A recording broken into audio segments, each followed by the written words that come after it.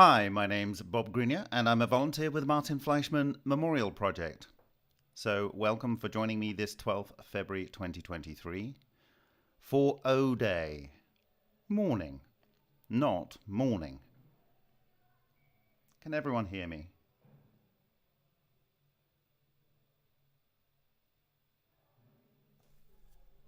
Okay, it actually says not getting enough video to maintain smooth streaming. So let me just see what's going on there.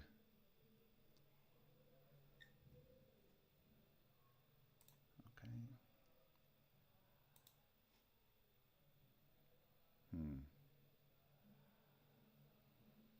I need to make sure this is going to be working because it's about... I'm actually quite nervous about doing this. So I've got a poor stream data, it says here at the moment. I don't know why. Let me just see if I can work this out. I am fine. Yeah, it might just be because it's a static shot. Okay. All right, you say it sounds good. I want to thank Henk Uren for sending me an image of his working Geet, although it wasn't working. I haven't managed to upload it yet, so sorry, Hank. Give me a second. So yeah, the picture in the background there, I had to go and spend £180 to buy that because it's off Getty Images. And that gives the Martin Fleischmann Memorial Project 15 years of use of this image. Now, it is from... and I'm going to forget it now. That's not very good, is it? Who can guess it? It's from the Christian group that came out of Egypt. So God, I had that right at the top of my head. I'm quite tired actually. Okay, so it's saying my stream is healthy. Okay, good, excellent. Saying no data but stream is healthy. That's a bit odd. All right. So yeah, I don't know what's going on there. So I will be discussing this, and I will be explaining it in its entirety. But you can see, yeah, Coptic Christians, Gordon. Yes, that's exactly the word I was looking for. Now, in the center of these two pillars, you can see an alpha and omega, the beginning and the end. Okay? And hopefully by the end of this, you will understand what I've been blathering on about for so many years. It needs to be completely, blatantly obvious. This is a natural force. It is the underpinnings of nature. And like I say, I'm very nervous about doing this presentation. Okay, but we don't have any choice at this stage. So before going too much detail into that, I want to talk about the most important text in the Hindu faith, and that's the Bhagavad Gita. And one of its most important learnings is on expectation. And now I did write a blog, but I hadn't finished writing it yesterday. I thought I'd better get on with what I'm going to talk about today. But what you can see there in the sort of Sanskrit type Hindi writing there is from chapter 2, verse 47. And it says, you have only right to thine actions, never to the fruits. Let not the fruits of action be thy motive, nor let thy attachment be to inaction. So what that is saying there is that you have the right to do things. Nay, you have the duty to do things that you should do, but you have no right to expect a particular return for those acts. You shouldn't only do something because those acts you expect to give you some fruit, something coming back to you. You should just do them. And if you didn't think you were going to get the fruits, then you shouldn't let that stop you doing what you can do. I.e., because you're not going to get paid, you don't do what is possible. And I will, in my blog, when I finished it, probably early part of next week, I will talk about the various experiences in my life that taught me this lesson, and why some people just don't understand why I do what I do. We are in a spiritual war right now. And the little g, the God's toolbox, is being used against us. It was clear in 2017 that that had already been the case, and that they would stop at nothing to prevent this technology from coming to the fore.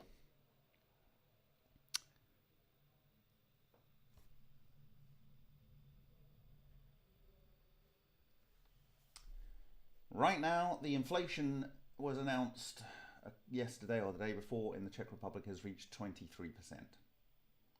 23%. Your money halves in short order, like within a year and a couple of years, 2 or 3 years, when you have inflation at that high. There's all kinds of places shutting up shop. Okay? And essentially it comes down to one act of state terrorism. That is the blowing up of the Nord Stream pipeline. But what happened this last week is of deep, deep concern to me, because it shows the game that is afoot. What am I talking about? I am talking about this. Now, sometimes when you hear of a so-called natural event, you think, oh, isn't that sad? Isn't it terrible? Let's send some money. Let's help them out. And you know where that natural event was? It was here.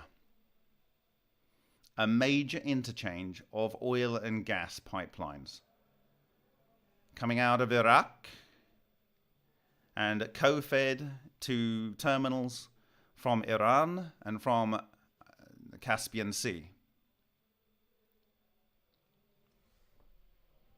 This is not a joke. This is not a joke. If they cut off these pipelines that go up to, that they are the feed into southern Europe and up through Romania and feeds into other pipelines. If they cut off these pipelines, 23% will look like the good days. I'm a little bit annoyed right now. I'm a little bit annoyed. I've already spoken at length how this could occur. It's in here in this book that was written by Thomas Bearden in 1986. 1986. This is the 2002 edition. And it talks about it. Here's Khrushchev's second demonstration in 1963, my friends. In 1963, they have photos of it. Photos of it, yes. Yes, photos of it, right? Deep underwater electromagnetic explosion on the 11th of April, 1963.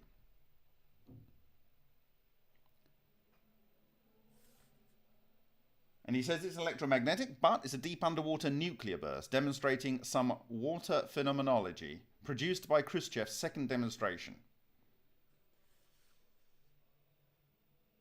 Khrushchev's first large, full-up, strategic, longitudinal electromagnetic wave energetics interferometer weapon became operational on-site by April 1st, 1963. A few days later, Khrushchev employed it to kill the USS Thresher atomic submarine underwater off the east coast by US by simply creating electromagnetic noise in an interference zone placed on, in, and around the sub underwater, and thus jamming the sub's electrical controls so that it could not be controlled. The helper sub sank to crush depths and imploded. The USS Skylark on the blah blah blah. That is doing something through sea around the planet. But he goes on and talks about how the electromagnetic weapons progressed to being able to trigger earthquakes. And he gives us specific examples of earthquakes that were triggered and how they go about to a degree. So it is with great dismay that I read this, which I'm going to get for you.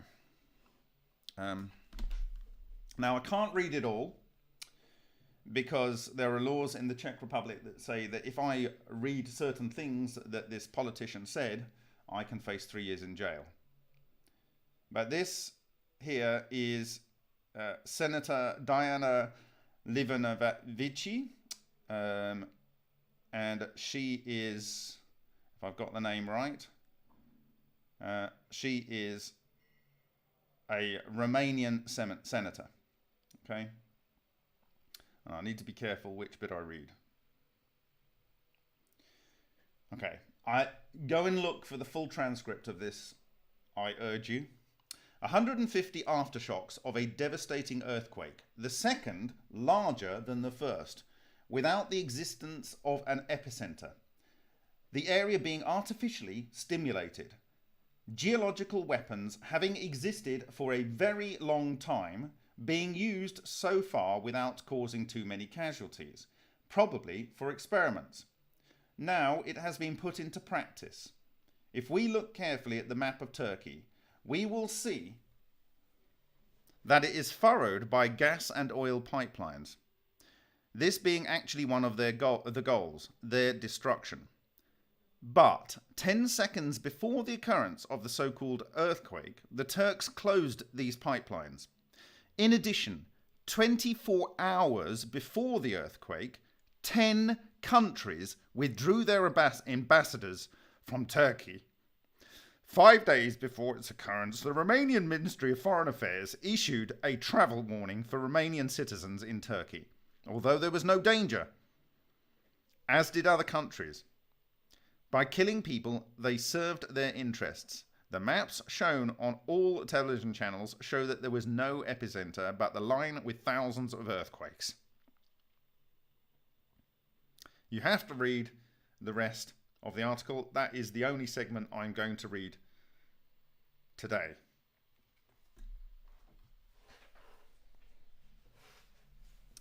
If this gets cut off, Europeans will kill each other, frankly, because they won't be able to afford anything. They won't be able to heat, they won't be able to cool, they won't be able to travel.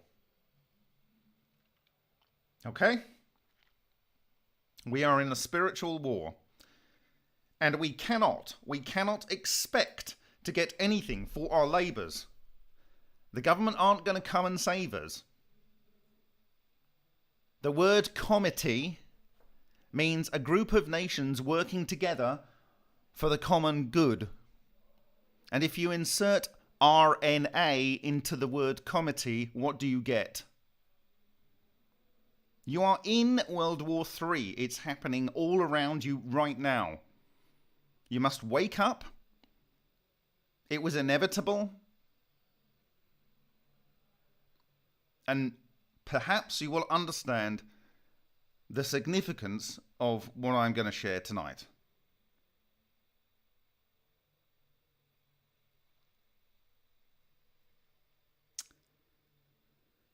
It's difficult to know where to start. I have to find one other image first, which I couldn't find earlier, so you're going to have to talk amongst yourselves. But by way of an introduction, that's where I want to start it. But I'm pretty certain that you will understand explicitly what we are talking about here, that it is a reality, that you can do these things and much more. Terrible, terrible, terrible weapons. But also the gift that has been taken from us in this particular cycle of rediscovery. As I said at the beginning in March 2017, they will stop at nothing. They will use the scorched earth policy. We're in one part of the game. Don't let them bring in the phony alien invasion. Let's not have that. None of that game, please. Right? Before what happened over the last recent years, I wrote a Steemit blog detailing how I thought it was going to go down. But this is next level. They are literally going through with it. So you guys have to know the implicit truth, the alpha and omega. You have to know. And I'm going to do the best I can tonight. Like I say, this is a difficult thing for me to do. Okay? But I do want Ode Mourning, not mourning.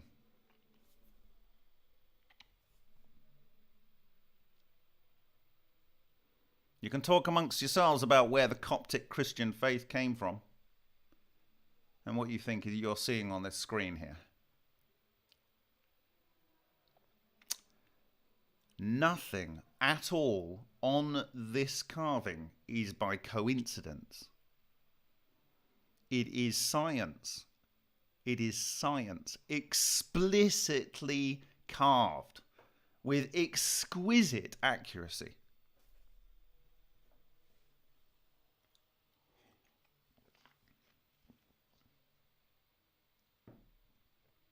So bear with me. I'm going to see if I can start where I wanted to start.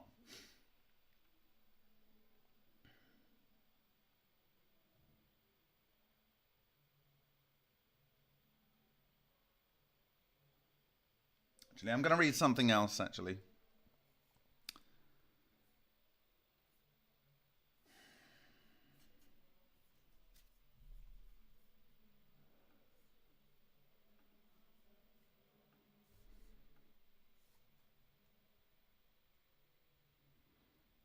So I spoke with a distributor, a person who had paid up and had a good relationship with the Pantone family.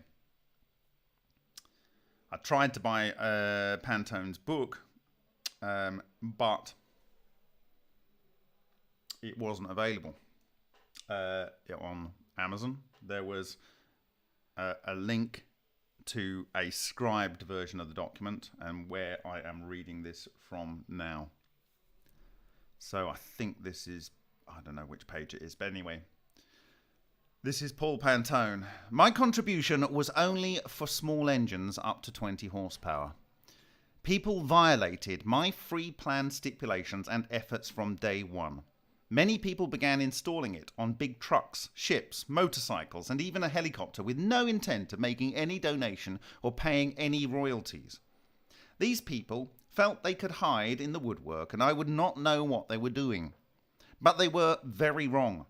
And at the bottom of the drawing, I had asked that anyone who got these plans and produced one that ran, please donate what they could afford to help the inventor out, so I could get more information out to mankind quickly. I'm sorry to say that I only received $105 from one person in America and one person in Europe. Later, I talked to many of the people who took my plans and put them on their websites, seeking donations on their own names. Some boasted of raising thousands of dollars on their site. Now, with copyrights in place, I will get them to remove any links seeking funds for their private clubs by using my technology. It is hard to want to help people when the only response from them is to give them more. It has been 16 years since I gave away my original plans, small plans, and still I get emails from every day from people who want a free kit, engine, or generator. Maybe times have changed so much that I've lost touch with reality. When I was growing up, if you wanted something, you went out and earned it. If somebody gives you free plans to build something and it works, you send them something, even if that is just a thank you letter. The people who responded in a positive way gave me some encouragement that there were folks out there who really do care about this planet. I must admit, most of the responses were purely from people who want to save money. I have no problem with that, since I know it will help clean the planet. In the giveaway of the original plans, I told people to use a 12-inch ferrous metal rod with detailed instructions on how to weld on 3 little tabs to each end so that you could center the rod whilst it was running. These tabs on each end make it a vaporizer, and you can expect to receive about 30% increase in mileage. For many people, that was very beneficial enough. Although the free plans were only for small engines, I was working on large engines, which were over 500 horsepower. Some of these engines were 6 feet tall and 14 feet long, with 7-inch pistons. The scientists and engineers who came and saw Geet working were only looking at small engines, and they assumed I was not aware that the same technology could be used for big engines like ships or huge generators. When others saw the potential, most would not say a word to me, so they could supposedly capture the market without any royalty or recognition. Now, I saw the Randall, is it Carlson and the Bendel. There was a presentation given on Friday. I saw it last night, and it talks about this so-called thunderstorm device or whatever. When I look at it, it's basically, as far as I can see, variations on a Geet. They've got some sort of Joe cell or whatever doing electrolyzer to add a bit of HHO into the mix, and it would appear that they've got a PAP cylinder type heads. I don't know whether they're all in the same thing. It looks like they were, throwing mud against the wall and seeing what sticks, but it looks like that they've gone with a Geet. And as I was describing, like Leclerc created transmutation to all the elements in the periodic table by taking a hydrosonic pump and pumping it into a lower pressure volume. And as it went into the lower pressure volume, he then forced it through ring holes in an aluminium sheet, and he got the formation of diamonds and other elements in the periodic table. This is going into this low pressure zone.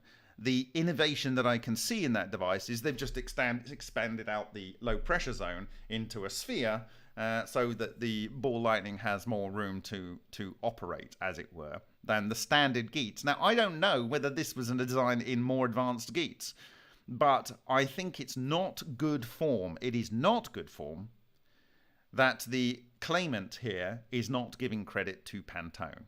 It's interesting to see that Randall Carlson is using Rank Hirsch, as I discussed last year, being key to this sort of family of technology. And I was talking about that long before this came along. So anyway, so the point being is they should expect nothing. Why? Because you have these what look like bitter comments, and that's not my sort of review. The reviews on Amazon of Paul's book is that it is, it's a lot of bitter commentary in there about how he was done over. Now, the intention with the Strike Foundation, which interestingly enough has a ring and a spot as its symbol, of course it would do, then the thing about that is they're intending to sell licenses, okay? This is basically what Paul did. It didn't work for the last 30 years. I don't think it's going to work now. Yes, they're up against a lot. But do not underestimate what they will do to prevent you having oil and gas. They will literally blow up a pipeline, right? Okay? That pipeline dumped 400,000 tons of methane into the atmosphere. Now, let's put that in context. That is 80 times more damaging than CO2 at 400,000 tons. So we're talking many millions of tons. If you do the math, it works out as being, if you take an American is using 16 tons of carbon a year, it works out, I think it's like, whatever, it works out something like 2 million Americans or 16 million or something Indians or whatever. It's something like that. Maybe 32 million. Anyway, let's say it's Americans' average annual use. It's 2 million man years worth of of global warming, so-called thing, damage to blow up that pipeline. It's only actually 2 million man years. 2 million man years. So if you think of the population of Europe and America, it's not really a very big amount. Yes, 400,000 tons of methane sounds a lot. Times that by 80, it sounds like a lot of CO2, damage-wise. But still, we're only talking about 2 million man years. However, the person that authorized that does not have the right to say we should be doing X, Y, and Z, not having gas stoves, not doing, not driving our cars so much, not flying. They do not have a right. They have lost all legitimacy to be able to make that judgment over us. They've lost all legitimacy.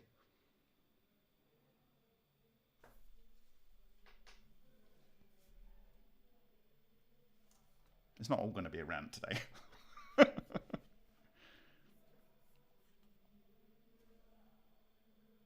But this is what Paul Pantone got wrong. Yes. He had, I think in his book he says he had 400 or 500 failed attempts to make things more efficient and less polluting. And then he had one success. And he felt it was his duty to get it out there. But, he put these restrictions on things. I'll teach you, but you then have to go and teach people. You get the right to go and teach. It's almost a kind of pyramid structure. And to be fair, this was born out of the 70s oil crisis. It was born out of the desire to, make a more efficient engine, less polluting. And it was in the Cold War period, where if you thought you had something smart, you weren't going to be giving it to the other side, as it were, right?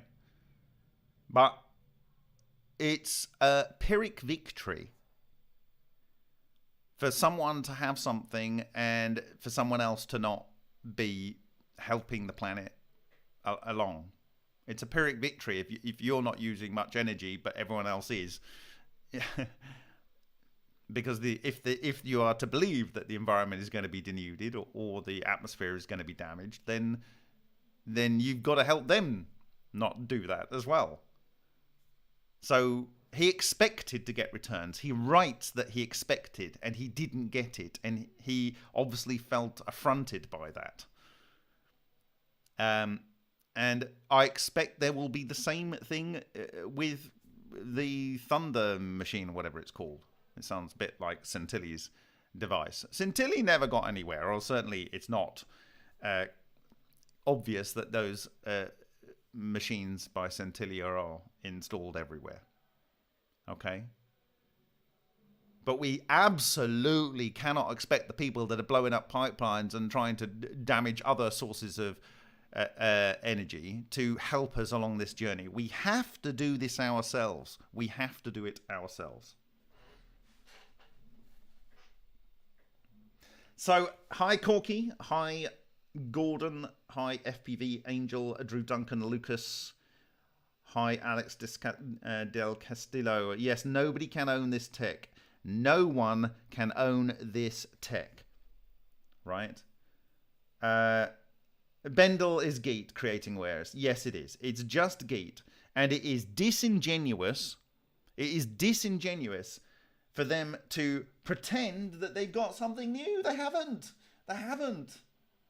Okay, so they put a bulb on the end because maybe that part of their reactor kept melting, so let's make it a bit bigger. That actually increases the drop in pressure, doing what Leclerc did in his device, right?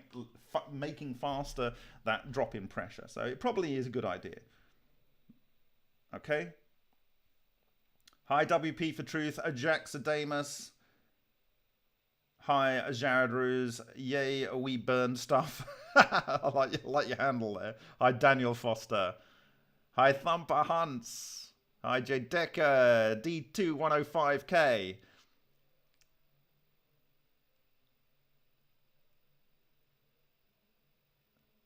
So, I'm going to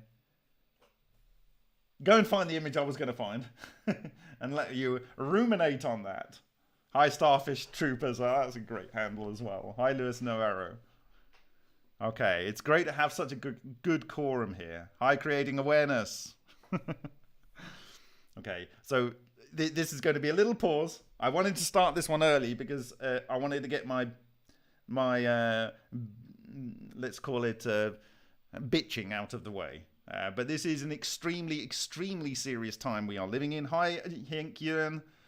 This is an extremely serious time, and we cannot let them do take out the pipelines coming into southern Europe. They cannot. You know, this, they stopped the Qatari pipeline through Syria, so that never got off the board.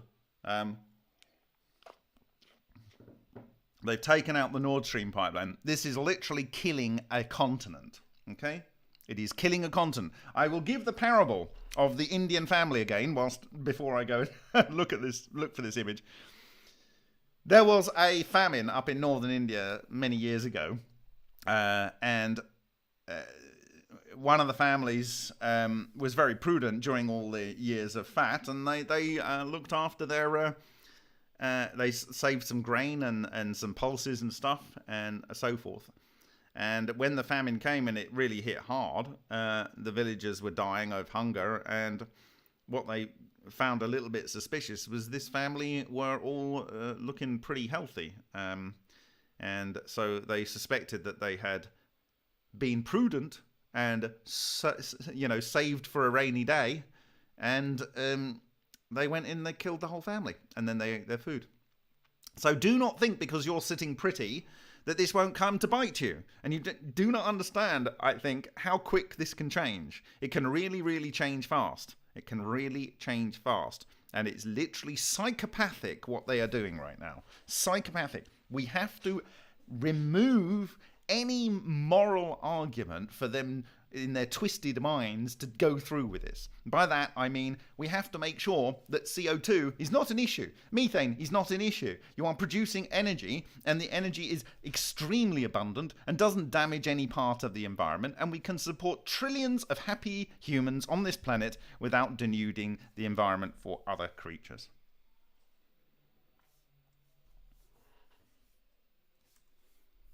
It is a spiritual war of gargantuan proportions.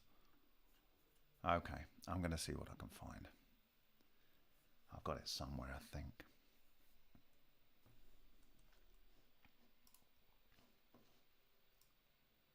So this might be a fairly chunky delay, but get your friends to come in because this is taking a lot of guts to do what I'm going to do today. But I have to do it. I've had to do it for a long time, and now that time has come. And I promise, no equations. Okay.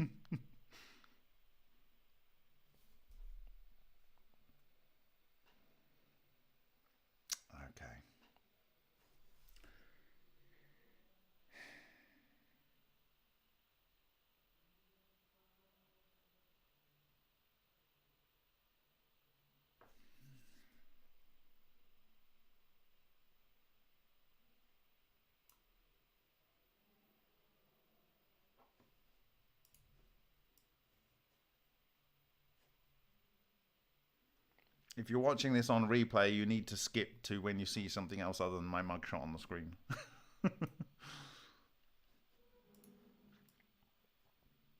So yeah, I cannot share that Coptic Christian image in any PDFs that I share because the license does not allow me to do that. I can put it in our presentations and on our YouTube, the MFMPs, but I cannot share it outside of those areas. I'm sorry about that.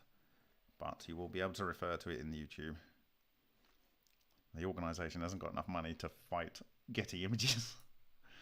It would be great if someone, I think it's either in the Coptic Museum in Cairo, or it may be, I think it might even be in a New York museum. If it is, it would be absolutely wonderful. It would be wonderful if someone could take a picture of it, high resolution, and then we can freely distribute it. As I will, and as I do with the other images that I've gathered over a period of time.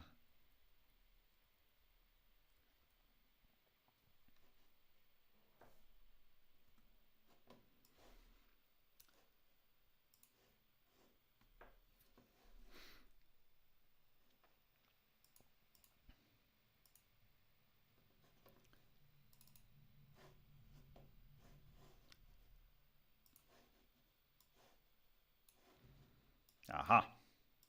I found the image I wanted. Good, excellent. That didn't take too long, did it? Right, it was there all along. Right, now I need to cut that out.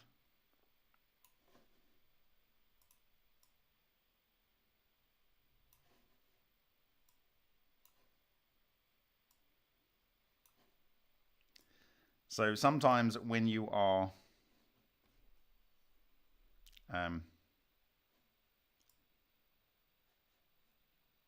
coming up with mental images, you scribble things down on a piece of paper. And I'm going to share that with you in a second. And then I'll talk you through what happened. It might explain something that looked a little bit bonkers that I did a couple of weeks ago.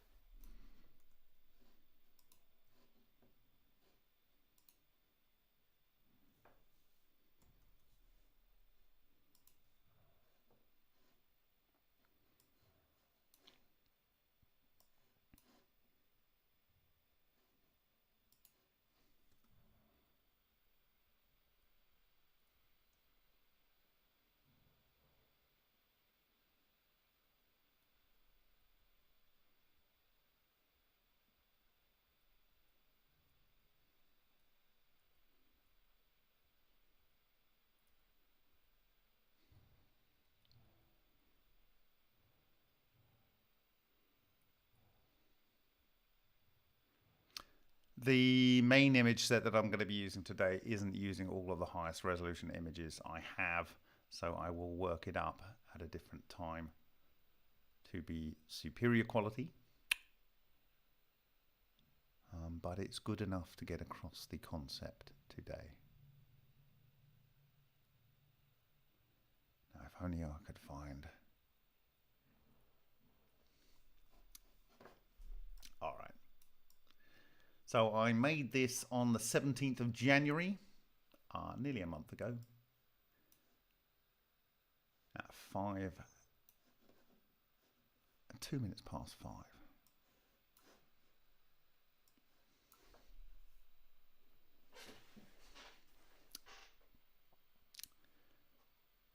So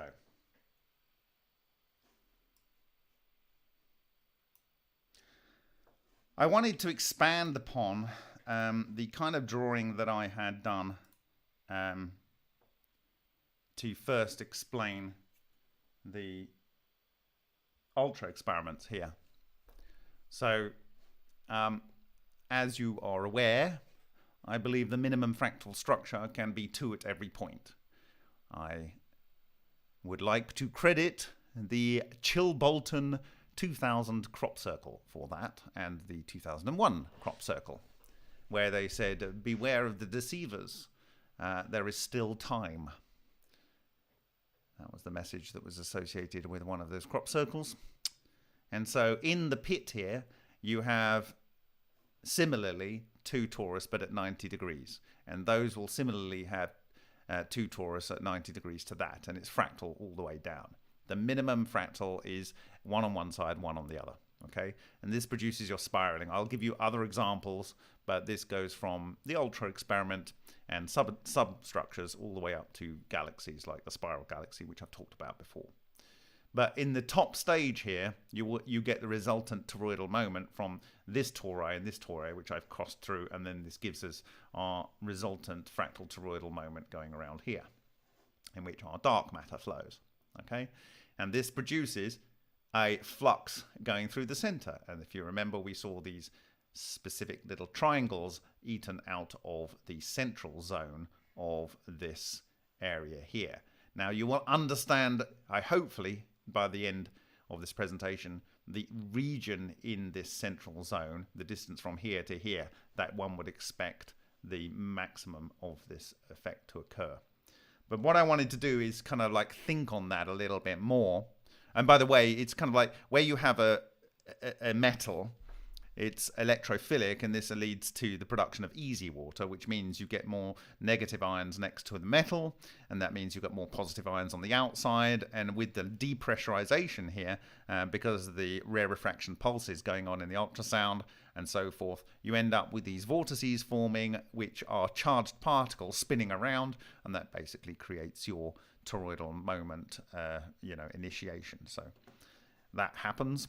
And also, there is this coherent ground state, and someone, seems to be amazed that, this comment that was often said by Paul Pantone about hot water freezing quicker than cold water. And I thought, well, that's probably because when it got hot, 2 points, the oxygen and nitrogen have dissolved out of it. And secondly, the other point is the coherent ground states have been decohered. So it finds it easier to go into the frozen state. But, I might be wrong about that. I'm wrong about a lot of things. So I expanded on this diagram here. And essentially what I'm doing is when you are looking at an ultra experiment, you see these yin-yangs, but they're not in a perfect grid array. And if you look at the ultrasonic chamber, it's elliptical in shape, but actually kind of like a rectangle elliptical. So you can imagine that if there's sounds going around and the standing waves being set up between the different distances, in some places the standing waves are crossways, in some ways they are diagonal, some are lengthways, and some are top to bottom.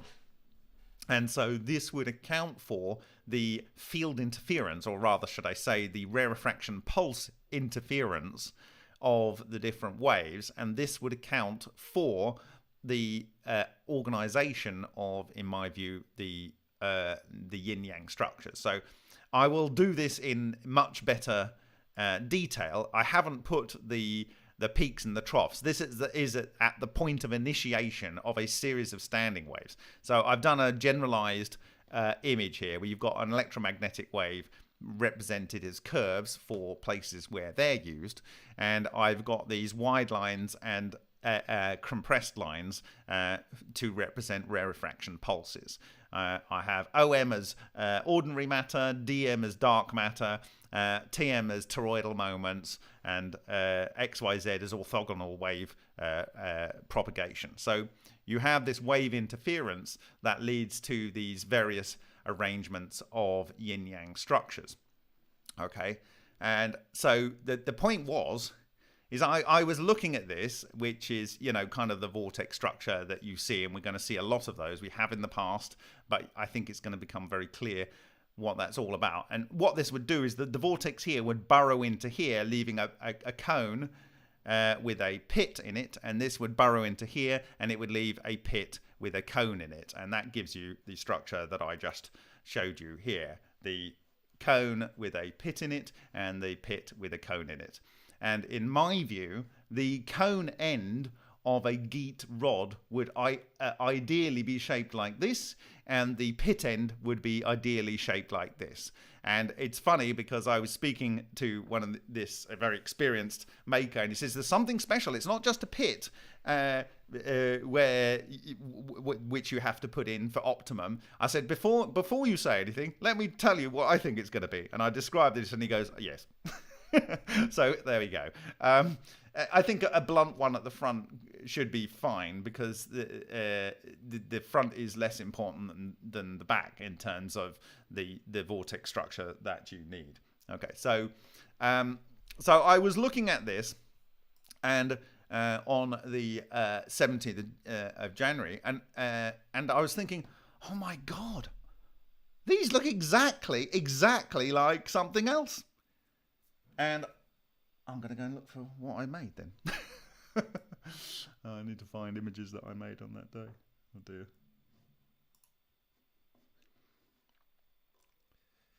Okay.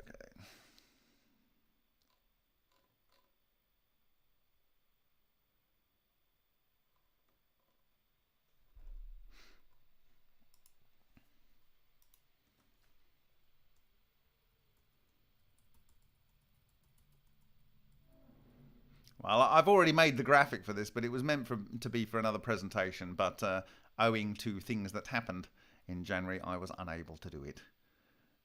So I'm having to play comeback here. So.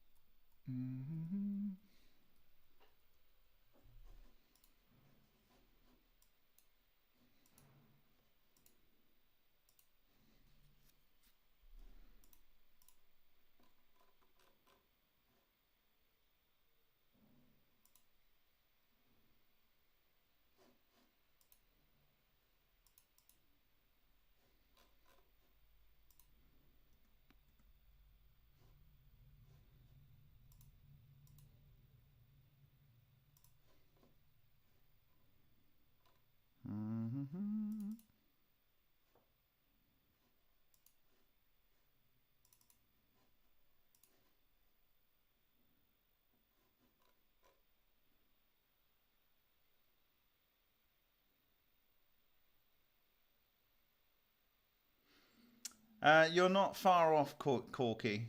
You're going to see something quite special, I think.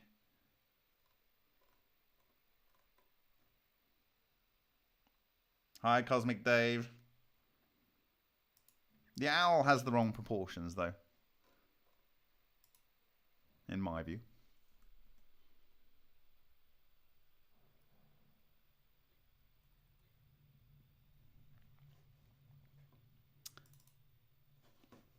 Okay. All right. I haven't got the composite image, but this'll do for now. This is just such a terrible presentation. Okay. It won't be later. So, having seen this here, as I drew it, as we know and love, I thought, oh my God, look at this. This is the same thing. It is exactly the same thing. Of course, I've made that argument before. Okay. And I said to myself, what you're looking at there is an ionic column. An ionic column. That is the capital of an ionic column. Okay. And then I thought to myself, hold on a minute, hold on a minute, hold on a minute, hold on a minute. And I need to go to, like I say, I have this all in a presentation, but I can't even find it. I don't even know where I put it. So I'm going to have to show you this way. It's fine. Okay. Something better than nothing.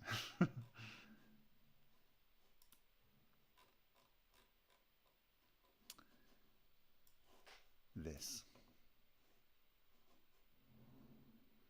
When I'm looking at that, you can't see it yet because I haven't put it on the screen. I am thinking of this. And this is the Mobius strip of Shakparanov. And what he has done is he has put this onto one of the early NVIDIA Tesla processors. And he's done the pulse and simulated the pulse charge movement moving around the Mobius strip. And the shockwave, and what you're seeing here is reflections off the side of the metal that's on the insulator. But this is the collision of the shock fronts. And what do you see? Well, you see these structures. You see these kind of structures. It is a ionic column top. And here is a blow up of that. And that got me thinking, hold on a minute. Ken Shoulders said that every place you get charge separation, you will get the formation of exotic vacuum objects. And here we've got dense black with a little bit of white on the outside feeding in here. And over here we've got these dense white structures. Have we got like a positive vortex here and a negative vortex here? Is that what you're seeing? Probably. Maybe. Maybe that's what we're seeing. So I thought, why don't we look for the etymology of Ionic? What is the etymology of Ionic? And this was quite shocking to me. Now, it was because I studied Greek architecture and ceramics that I knew kind of something what I was talking about here. But here is online etymology dictionary, and here it says pertaining to Ionia or the Ionians. 1570s of music, 1580s of architecture, from Latin Ionicus, from Greek Ionikos, see Ionic. In prosody, a foot of too long, blah, blah, blah, blah. The Ionic school of philosophers, Thales and Anaximander. The Ionic school of philosophers, Thales and Anaximander, studied the material world in ways that somewhat anticipated observational science. Thales and Anaximander studied the material world in ways that somewhat anticipated observational science. It also once was the name of an important school of Greek painting, but all of it, save the name, is lost. So, the important thing here is the Ionic school of philosophers, Thales and Anaximander. They basically started observational science. And then you read a little bit further down, and I'm thinking, hold on a minute. Hold on, what's he saying here? Ion, 1834, introduced by English physicist and chemist Michael Faraday, suggested by the Reverend William Well, English polymath, coined from Greek ion, new to present participle of ioni, go, and from pi, root, blah, blah. So called because ions move towards the electrode of opposite charge. Literally, these guys came up with Ionic, and they gave birth to the Ionic column. It looks like this. This looks like it, and this is what it does, right? You couldn't make this up. So if we go here, this is an experiment which you can do. And if you take a 9-volt battery here, this is on exploratium.edu, and you get like a yin-yang going on in a subject fluid. Here is over a magnet. And if you put it over a magnet, you get a vortex structure with these two structures in a Petri dish. So could it be that it was called ions and ionic process by Michael Faraday because the English polymath saw these kind of rotating structures in electrolyzed water? This is like red cabbage juice. In fact, I actually made the red cabbage juice. I had all the batteries, I could blah, blah, blah, and I was going to do a whole experiment on that in January to show you this, but it's already done here, so I don't really need to do that. I just need to get this out the door because it's too important now. Okay, so here we have this thing, and it's a very simple experiment you can do. Okay, so I thought let's read about Anaximander. So Anaximander, he was 610 to 546 BC, and he was a pre-Socratic Greek philosopher who lived in Miletus, a city of Ionia in modern-day Turkey. He belonged to the Milesian school, and he learned the teachings of his master, Thales.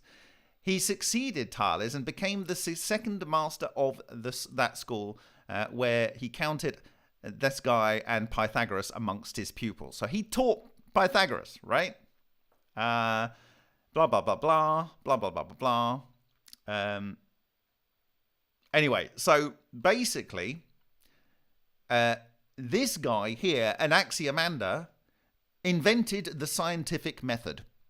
He invented the scientific method. And he did that by looking at physical reality, seeing what it did, and saying, there must be some science behind this. There must be some science behind things that happen that you can physically witness and repeatedly do. And this makes perfect sense why a polymath would tell Faraday to call this ionic. Because, well, basically, it looks like that when you do it, right? All kind of making sense. Now, what is Thales famous for? Let me go and get what Thales is famous for.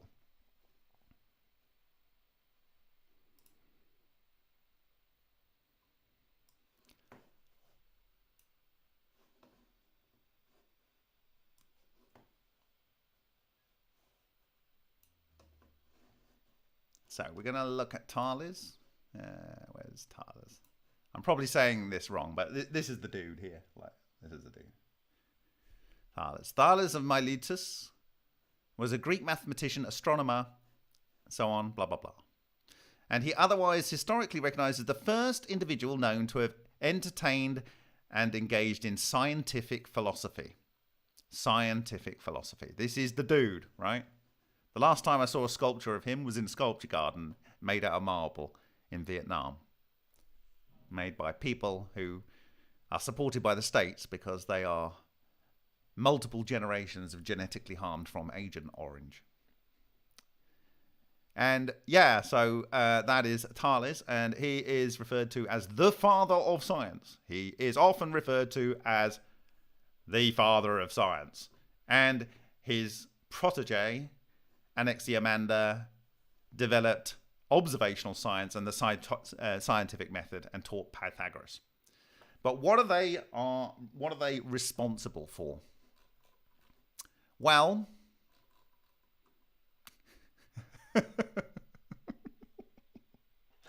does anyone know what this is? Does anyone know what this is?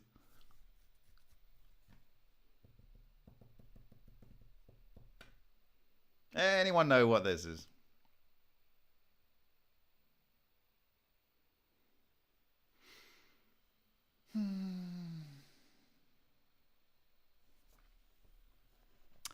This, my friends, is, if it's going to let me see it, it's also here. It's the point within a circle. You have no idea. No. This is the Freemason symbol. And it's often represented here. This is the Masonic symbol of the point in a circle.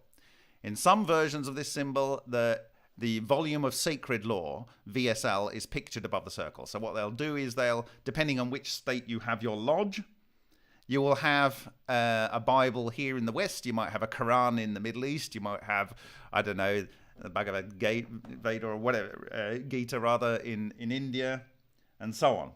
Right, so this is a Masonic symbol. And if you follow it down, you end up finding out about Thales' theorem. And this is how you get a right angle. So if you want to know why the Masons have a compass and a right angle, is that if you take a point and you draw a circle around that point with your compass, and then you draw a straight line through the center, okay, any straight line, and then you draw any point on the circle and draw a line from point A to C and from B to C, this gives you a right angle. So with a compass, you can get a right angle. And with those two things, you can do your masonry. Okay? And the proof is here.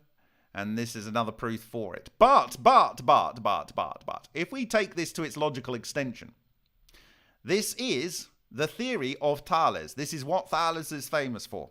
Okay? So the dude we're talking about over here, not Anaximander, but Thales here, this guy, with a wonderful sculpture of him. This guy, he is the father of modern science, right?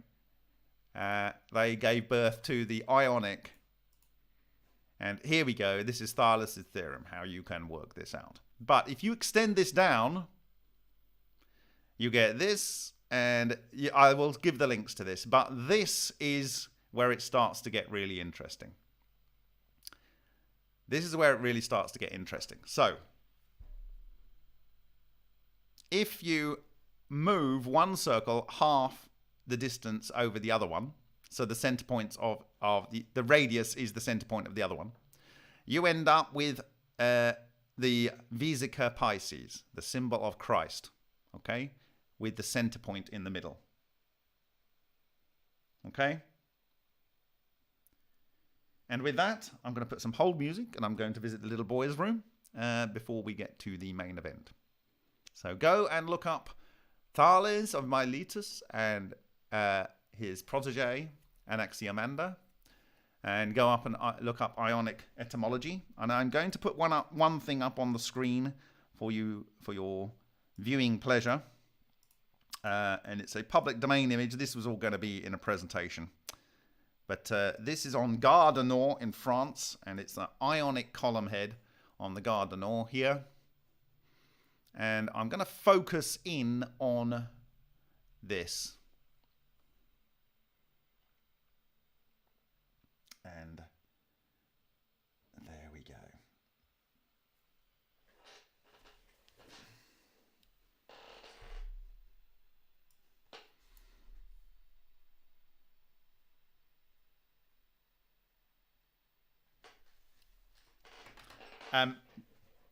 I want you to write down what you can see in the top of this Ionic column capital. I mean, it's stylized. It's late generation. But don't just look at the vortex structure. Look at the things surrounding it and try and think what they are. There is so much of this science codified into this Ionic column. It's almost hilarious.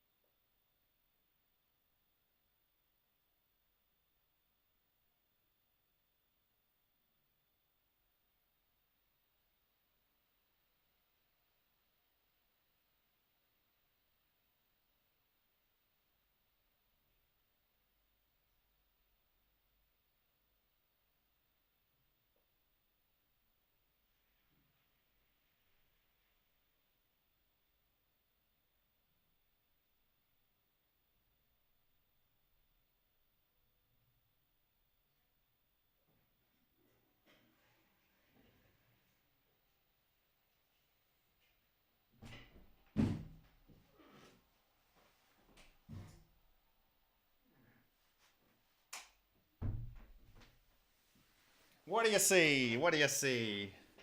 So there's 3 pillars that are used in Masonic temples, and this, I believe, is the most important one. Yeah, sad that Wallace has died. Wallace Thornhill passed away. So condolences to him. He's another great observational scientist. Will he be credited like Thales and Anaximander? I don't know. So, yes, people are seeing the flower of life up here. It's the 6 rows, okay? And that is very, very important, okay? Now, you've got the vortex structure here. You've got the things being pulled into the vortex. You have the little spiral here and the big spiral. We've seen these in our experiments en masse.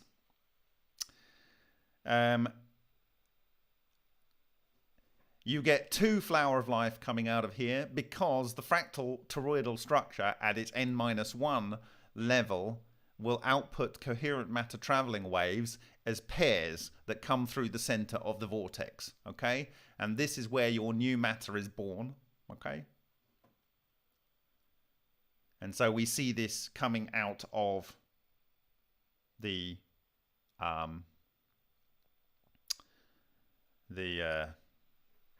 ultra experiments.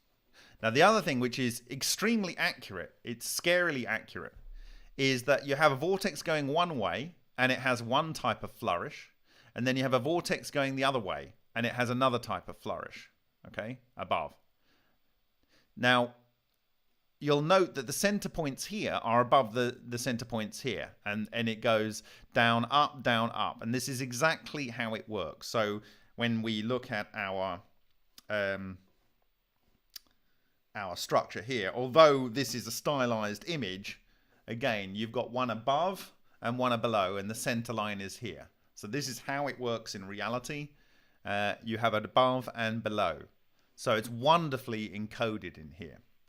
For me, the flower of life coming out of the center, okay, is just a beautiful thing. with it showing that. So it's a bloom, but it is a flower, and it is a stylization of the flower of life, a core of thing with the nectar, you know, coming in the center of the flower. The other interesting thing is in the point of maximum compression in each of the vortex things, and bearing in mind there will be a flux loop between here, okay? You have what, to me, and I'm pretty sure that's what it is, you have a seed pod of some kind, whether it's a small maize kernel or whether it's a small pine cone, it doesn't really matter. But this is compression forces going in here, and so this is information. Seed is information. It's information for, you know, storage. It's storage. And so storing energy in matter is what is going on in here. Reprocessing matter is the overall structure, and out of it comes a double helix, which I have shown you coming from a Mars vibrator plate, and I have shown you coming out of many Henke and David Boutillier experiments in the coherent matter traveling waves, and I've shown you also in another system which I will talk about today, which was the Amasa gas on the tungsten, and the special thing. I mentioned it a couple of times before, but we're going to focus in on that and its geometrical relationship. Okay. Okay, so that's that. So we'll come down here. Now, I'm going to look at a couple of other ones as well, because I think that's going to be a good thing to do. So we're going to go there. And we're going to go. So this would all have been in a presentation that I would have liked to have done in January, but I got overtaken by other events, and I don't really want to go into them.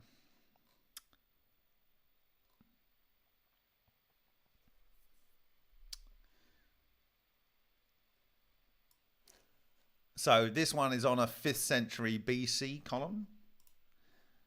Again, it's a Wikipedia image, so you can look at it to your heart's pleasure.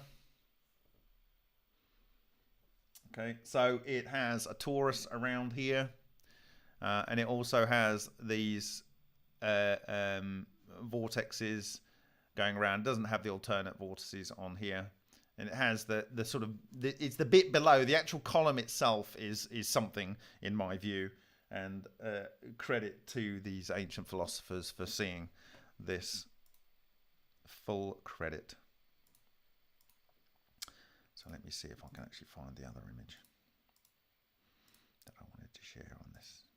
Do I have it? I don't know whether I do. Maybe not. Let me see if I can go back to Ionic column maybe.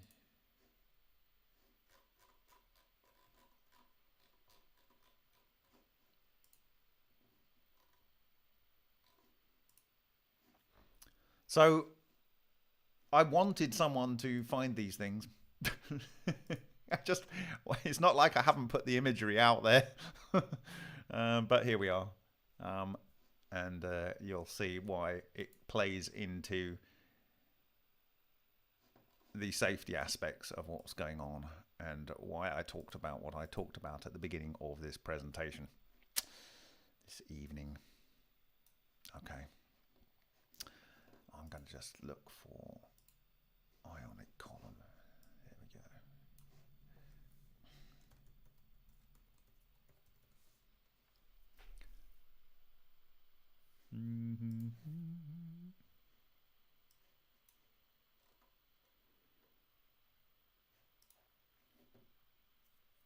Yeah, so here's another example. This is 410 years before Christ. Again, you have a vortex up. Let me go into a new window for that. It's going to let me do that. Yeah. So we have a vortex up, and we have a vortex down. So the central line on these here, it's above this. This is very, very accurate for what occurs in a sound ultra experiment. Okay, and note that each one is different. This is a flower, and this is kind of like, is it a flower maybe? Or is it something different? Don't know.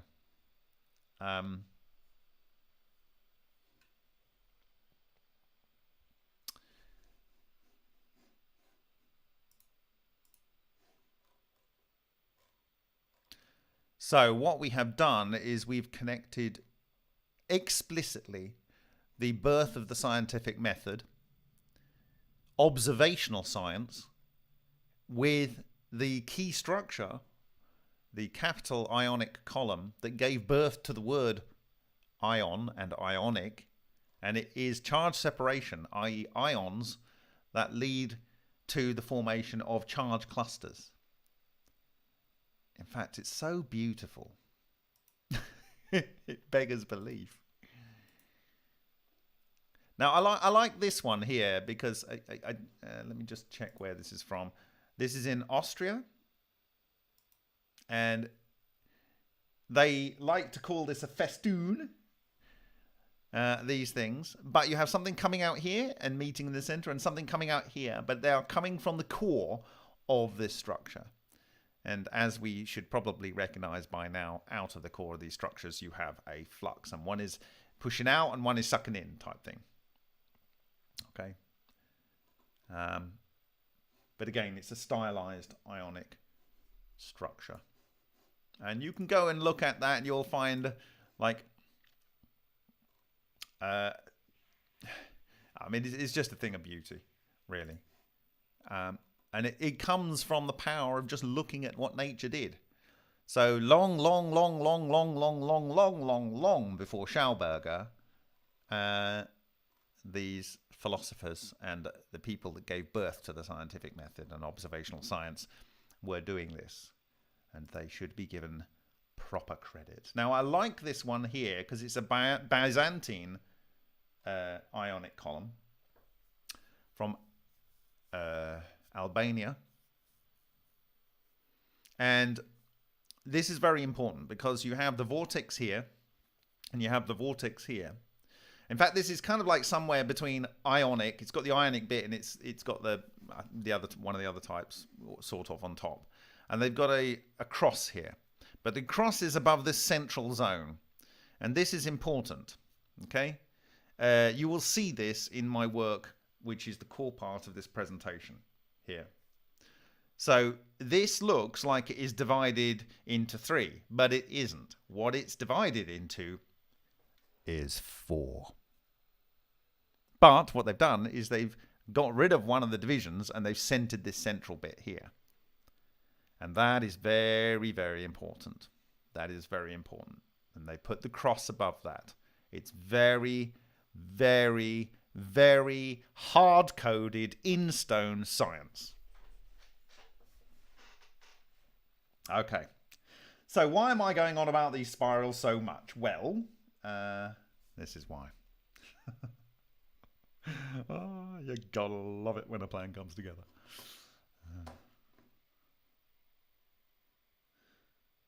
Even some people thought I managed to convince me that I was bonkers from paying attention to these things for so long.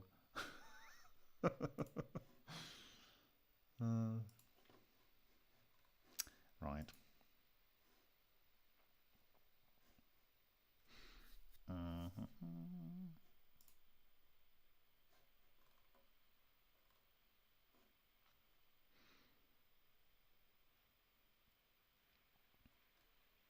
I'm going to go into more precise detail at another time, but just for those that are coming into this new, this is the basic fractal structure that I shared as being critical at the my 2018 October the 6th presentation to the Russian community here. And this is the 2000 Chilbolton crop circle. And you have the Masonic ring and a spot in the center. And that is the central toroidal, fractal toroidal moment. And what you can't work out here really is that these are, you know, you rotate these and they're rotated 90 degrees on each fractal thing. And it's impression. It's an impression of what it should be.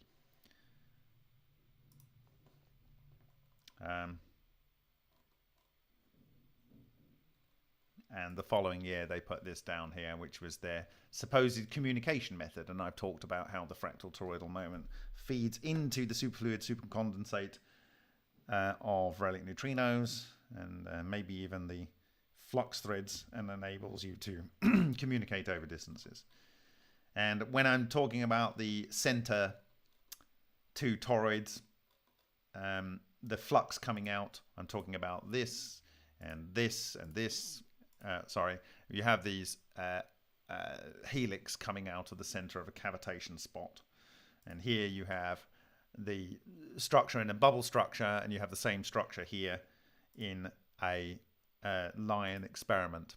Okay, so that is what I'm talking about, is in the center of a vortex, and you have the same thing going on in a galaxy here. And I'm going to give other examples in another presentation coming up. Okay, has exactly the same structure, and there's no reason why it shouldn't do. Okay, and that comes from this work here. It's not our work, but that wasn't what I was going to show you, so I'm going to go back here. And I need to give credit to Solin first, before I go into my big PSD. Okay, so give me a second, and then we'll start to understand why there are risks with this. I hope so, anyway.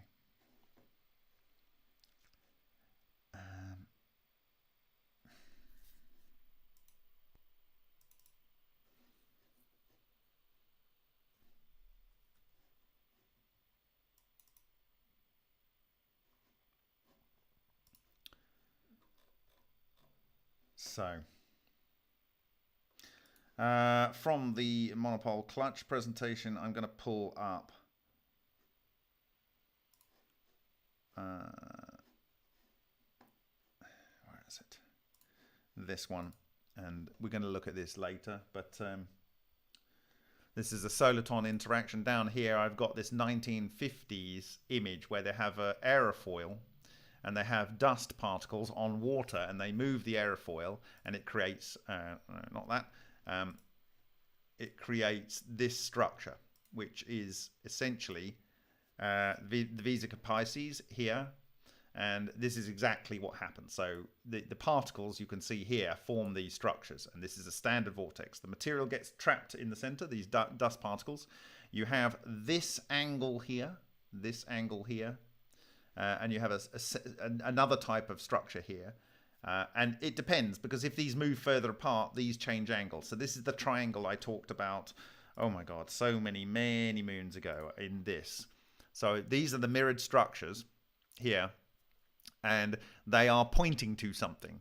And when they are right next to each other, they're close. The angles point in, but as they move further apart, they kind of go like this. They start like that.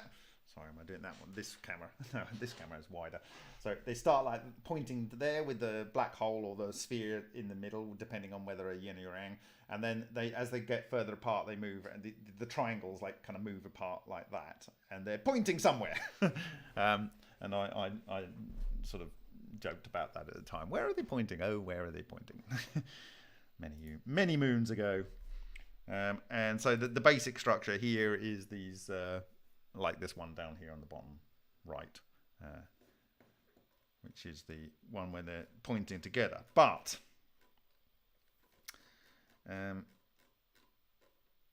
from Solin's work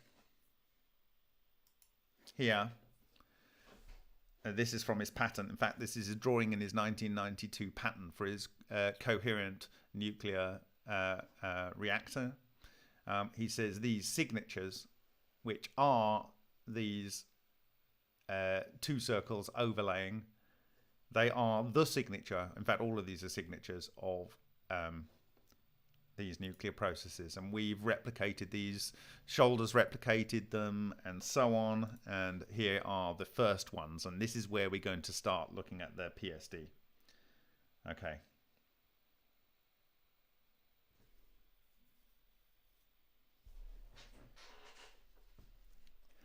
Right. This is going to be shocking for most of you. What's going to happen now? I've kind of said it like for years, but I'm going to go through the principal logic with empirical evidence from a wide range of experiments, that many of which you can replicate, and which we've replicated internally and other people have replicated since. And just while I'm thinking about it, at ICCF 22 and ICCF 23, I think he almost at 24, Bin Zhuan Huang of Taipei University, this is an aside, he showed that you got, when you passed water through a pipe that was inside another pipe with the heating pipe going on the outside, you ended up by getting excess heat. Well, effectively, it's the same kind of process going on. And he observed the production of silicon on pits when he did a cavitation experiment on the copper, and he also saw it in his reactor. It got shiny and stuff. So silicon is confirmed being produced in these kind of systems. So you can get rid of carbon and oxygen and fuse them together to end up with silicon. So there's so many examples, it's almost boring to list, but we're going to show you this PSD now, and we're going to start by basically looking at these two images. So I won't be looking at the inside of this quartz, but what happened was this is either two, I think it was two lions. This was line 1, this might have been line 2, and in this case the metal wire here, the Cantal wire, was centered on the center point here, and it had a incrustation that contained calcium where there was no other calcium anywhere else in the center of this vortex, and there was no mark on the underside. So that implied that the loop structure came from this one, which is the slightly smaller one, and down onto the top one here. And so that is the vortex loop that I am referring to here. You have these beams coming out, and one is kind of like a north structure and one is a south, but it's a pseudo monopole, and then these can link together, and you will see that in the Coptic Christian thing that we looked at earlier. It's all there, vortex and anti-vortex, and the linking over the top, and they have the point of center. In fact, I'm going to go to that just as an aside, because it doesn't really let's go back to the Ode mourning, not mourning. Okay, so here you have the vortex column here. In fact, I'm going to get rid of the overlay images here. I'm going to make a clone of that and get rid of the overlay images, or text rather. Okay. So you cannot use this image. I can use it because I paid $180 quid for it, but you can't. So, but you can see it here, right? So we have a vortex and an anti-vortex, the spiraling going one way, spiraling going the other way. In the center, you have a Maltese cross, okay? This is effectively a rotated point of focus. And then over the top, you have this half circle with the vortex going one way and the other vortex going the other way and meeting in the center, okay? So let me just show you that in context of what I just showed you, which is this one. No, it's not. It's this one from my monocle pole clutch presentation. So these are your two columns with vortex going one way and vortex going the other way, and then they can join in the center. Okay, they can go off on their own or they can join in the center, but you kind of have on each level you have the same kind of thing going on. So like this is just the top level fractal tour, but if you only had one structure here, you would have the same thing going on here, a torus and anti-torus. Okay, all right, hopefully that's come through, and you can see the structures lined up here. So 1950s video and lined up to 2017 experiments of Lion. Thank you, Lion. Okay, so we're going to go and do the main event now. Alpha Omega. All right, so this is going to be interesting.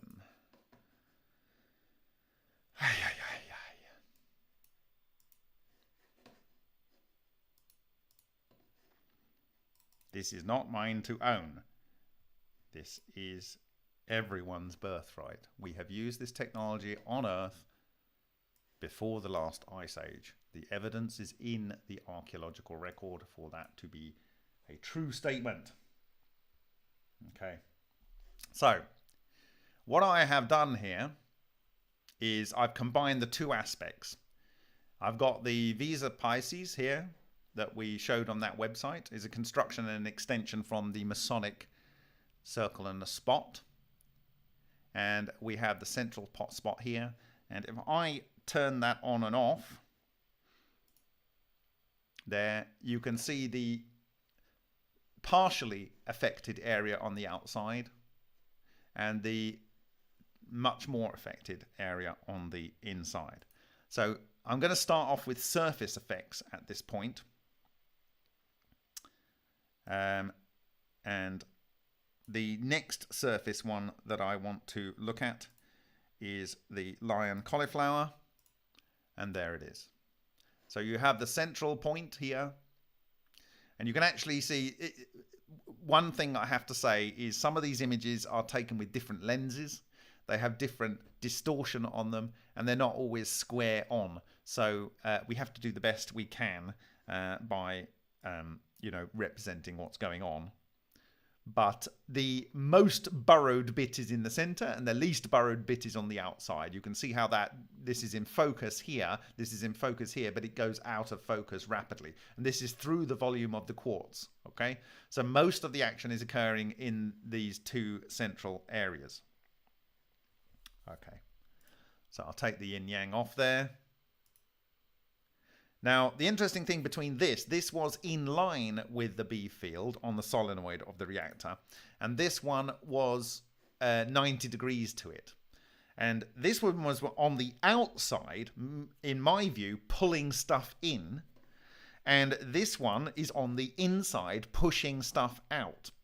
And so this would imply one overall toroidal moment was a maker, and the other one was a breaker, and their relationship to the magnetic field. Okay.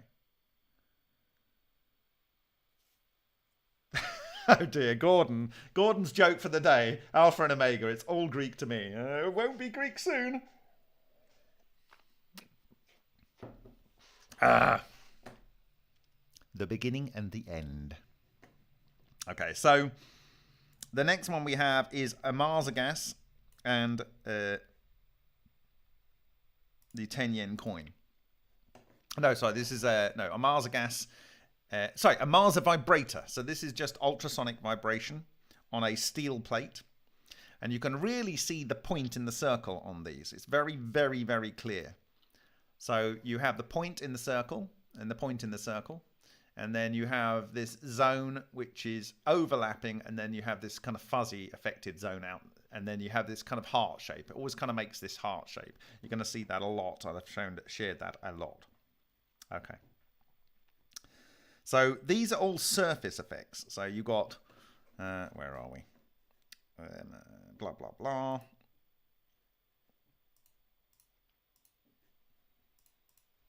Lion on the surface. This is burrowing through the surface, but this is partially volumetric. It's partially volumetric. This is definitely on the surface. On the outside, it's not damaged on the inside of this quartz. This is on the surface of a steel vibrator plate. Okay, so I'm going to bring back in our thing here. I didn't want that one in there. Do I want the center one? No, don't want the center one yet. Okay. Then we have the ultra yin yang. Okay, so this one is like I was showing you in the other presentation. From the side, it is. Let's show you here. It is, if I can get it. No, not there.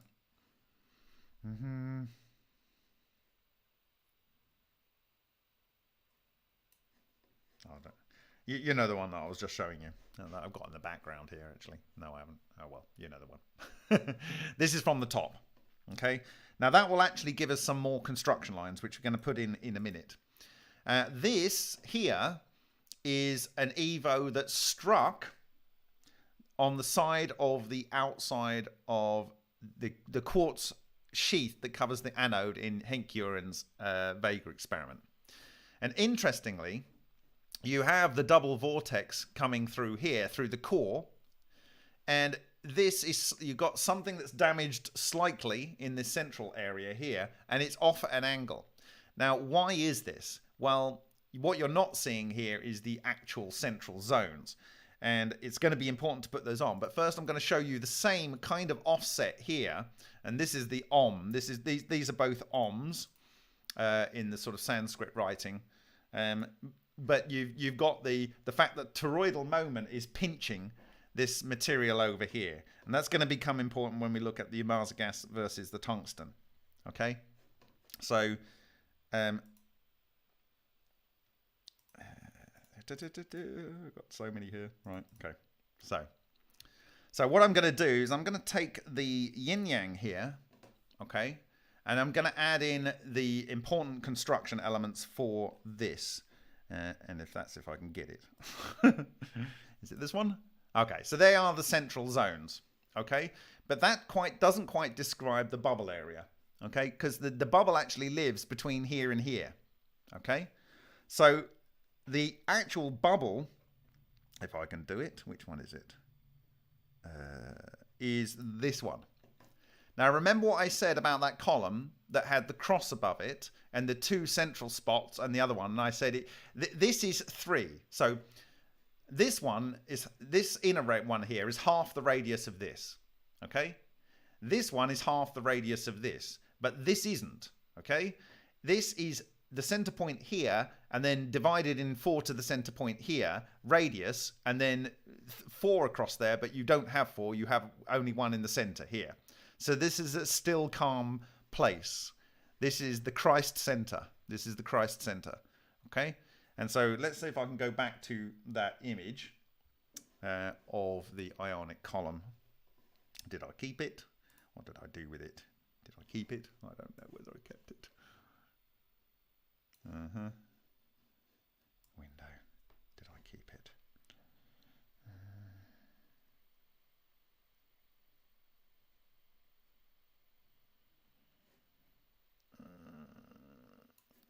Oh, I'm just going to find something else.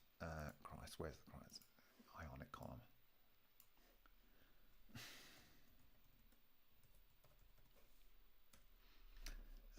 Back on Wikipedia, down here to the Byzantine. So this is our Christ center here. These are the things on the either side, and it's divided into 4, but you get rid of 1 and you move this bit into the center. Okay, so that is what I'm saying is going on here. That is your Christ center. Okay, now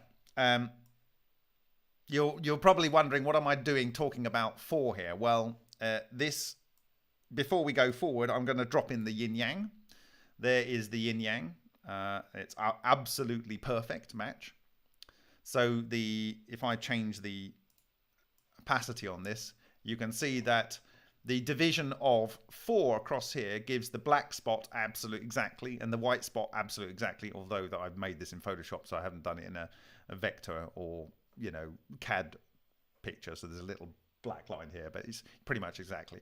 And then the central spot where you basically have the vortex coming here and the vortex coming here. So you have perfect phase conjugation here. And therefore, this is utter stillness. This is total stillness, but it spreads out from here, okay, in the vortex.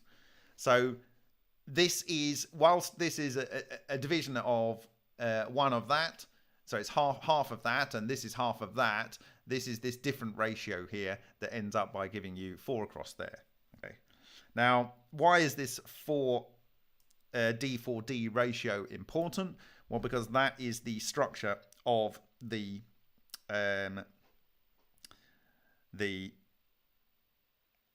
fractal structure of the fractal toroid, which I've put in here for your viewing pleasure. And for some reason it's all weird coloured. Why is that? It's got linear burn on there. Let's do.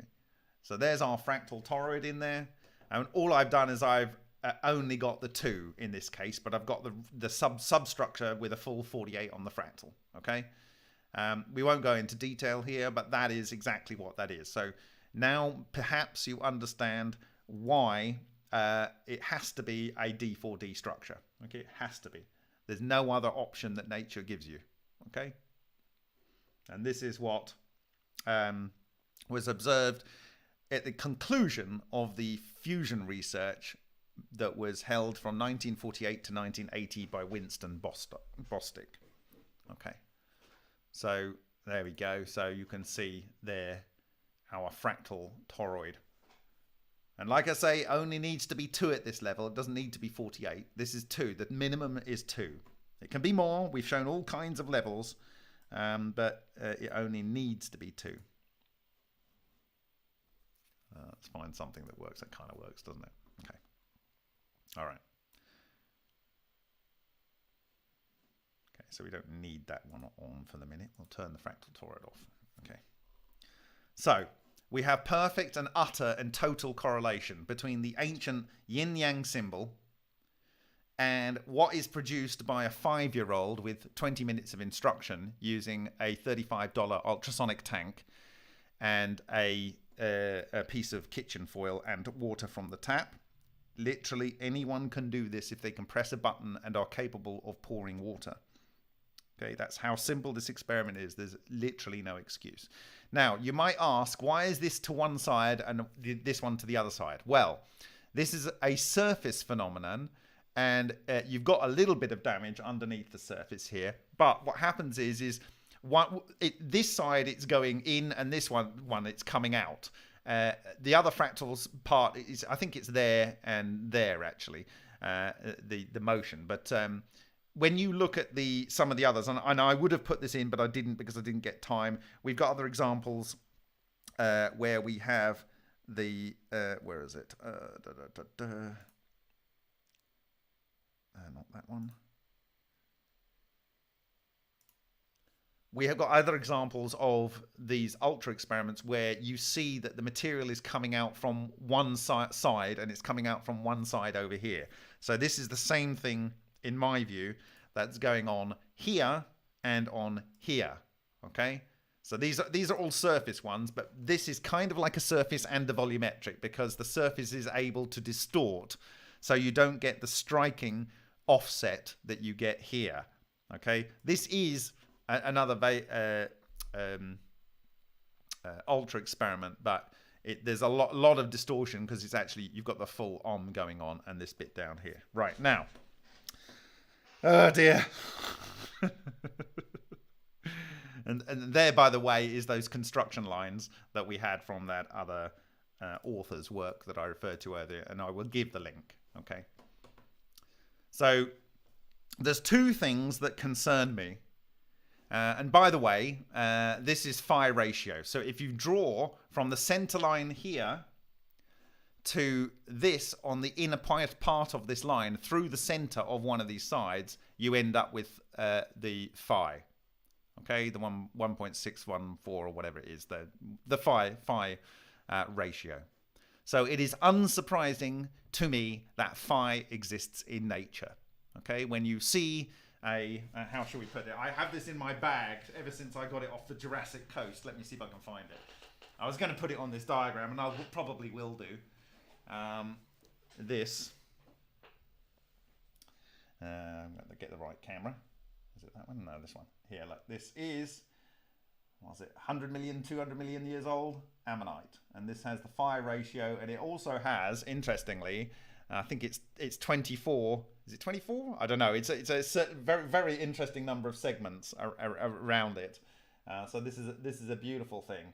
And according to the guy that thinks about the string theory, or not string theory, of the string atoms, it is nature that pulled these into its own creation process that leads to the fossil being formed into that way. But anyway, I did that in another presentation. So here we go. So this is the center line going down to the outside construction areas. From there, through the center point of one or other of the sides, and the point at which it meets here, that is the phi ratio right there. Okay, so it is unsurprising that this occurs in nature.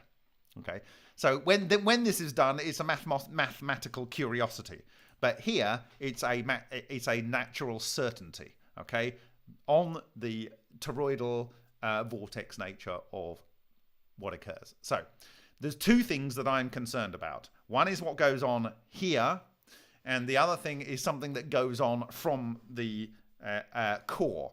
Okay, and I'll talk a bit more about that as we move forward.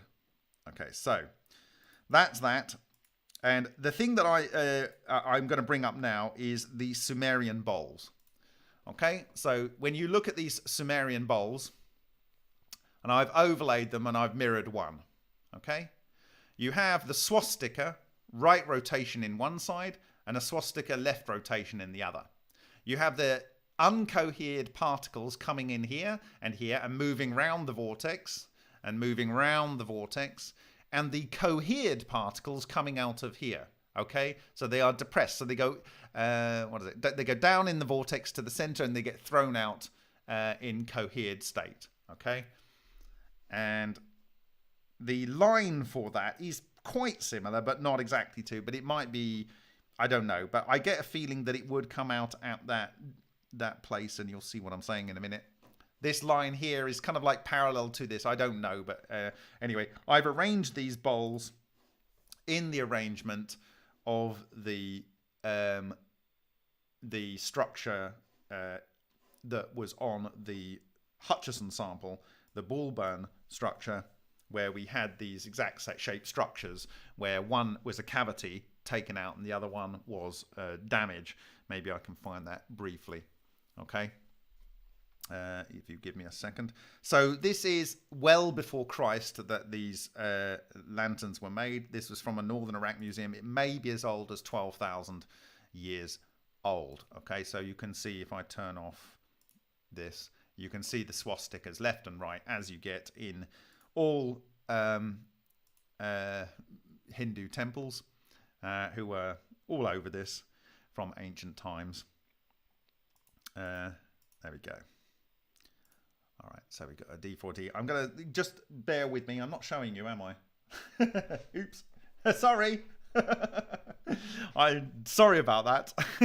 I'm talking about these possibly as old as 12,000 years, but certainly well before Christ, bowls from the Sumerian culture in northern Iraq. And I've arranged these in the same arrangement as the structures on the Tenyin. It's not on the Tenyin, on the Bulburn sample 10 MFMP sample from John Hutchison that was made in 1986. And so I can take these off, and you can see the swastika going around one way and the swastika going around the other, and these are the vortical structures, and the particles are coming in decohered. They go down into the vortex and they come out cohered, and they go down into the vortex and come out cohered. Okay, so let me go and see if I can find that for you, the actual particular slide that I am referring to here. Maybe I can quickly. Don't know.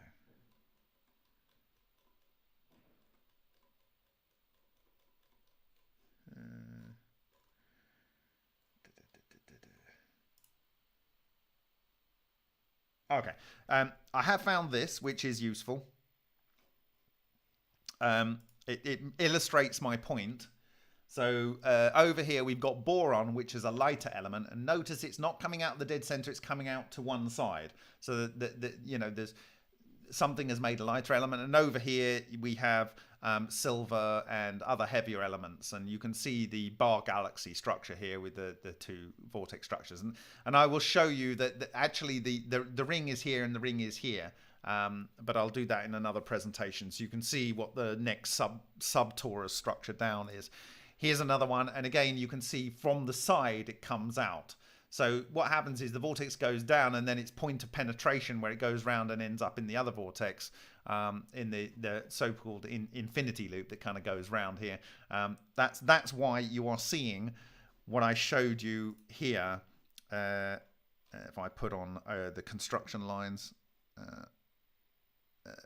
here, and we go down and we turn off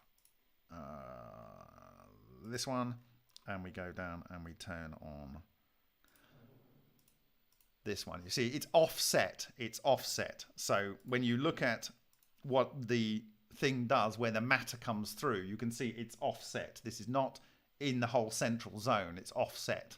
So the matter is being thrown here, and the heavier elements are here, and the lighter elements are here. So one is this is a breaker, and this is a maker. Or you could argue that it's made it from hydrogen, but I think it's actually breaking there. Okay. All right. But that wasn't exactly what I wanted to show you. What was I wanting to show you? Not that one. That is the spiral coming out. No, not that. Oh, this is in Binjuan Huang's work, which I was talking about earlier. And you can see here, sorry, it's a bit disjointed. In the center here, he's got this production of silicon. So that is what I'm saying is going to be produced in the GEAT reactor. I expect silicon to be produced, okay? And also a higher proportion of carbon, so that should be potentially synthesized, but that will go around and end up as oxygen and silicon anyway, okay, if you keep cycling it. Right, okay, so I'm going to go back to here. I've not found what I wanted to do just then, but there's lots more to share with you to get this message across, and so I'm going to do that instead. Okay, so that's the Sumerian poles. Now, like this one concerns me, this one also concerns me. And it's the Amarza gas versus tungsten. Now, in this case, when I first saw this in Alan Goldwater's lab at 3:08 in the morning on the 3rd of September 2019, and this was in my poster at ICCF 22 in Azizi. I said, Alan, when people understand what this is telling you, it's going to literally melt their brains. Now, I will qualify that a little bit later on. But this is actually ripping matter apart. It is completely ripping matter apart. This is, I think, like strontium. I'm going to go and look at the data in a minute. But this is a field of carbon, okay? And it's a field of carbon that's actually in its own ring, okay? And it comes up and it has this bizarre circle here. And nothing is coincidence. It is not an accident that this is a circle. It also has this structure coming down here, and it's kind of like triangular and slightly offset. So this is offset with stuff on this side, and this is offset with stuff on this side, okay? Now notice what I showed you with the surface. Again, this is a surface one, but it's partially volumetric because it is eating into the surface a little bit. If we go back to the surface one down here, not that one, this one. Again, you've got this thing coming down here, and if I put the tungsten on, where this ball is, and this center line here is approximately where this distortion is going on here. So there is a fractal toroidal moment that's projecting down here, and it has this triangular area here. And where this triangular area here is, you get this sphere of material, and it's bleeding out. Now, I have shared all the data of this. I might not go into it again, but essentially you're getting a lot more elements here formed.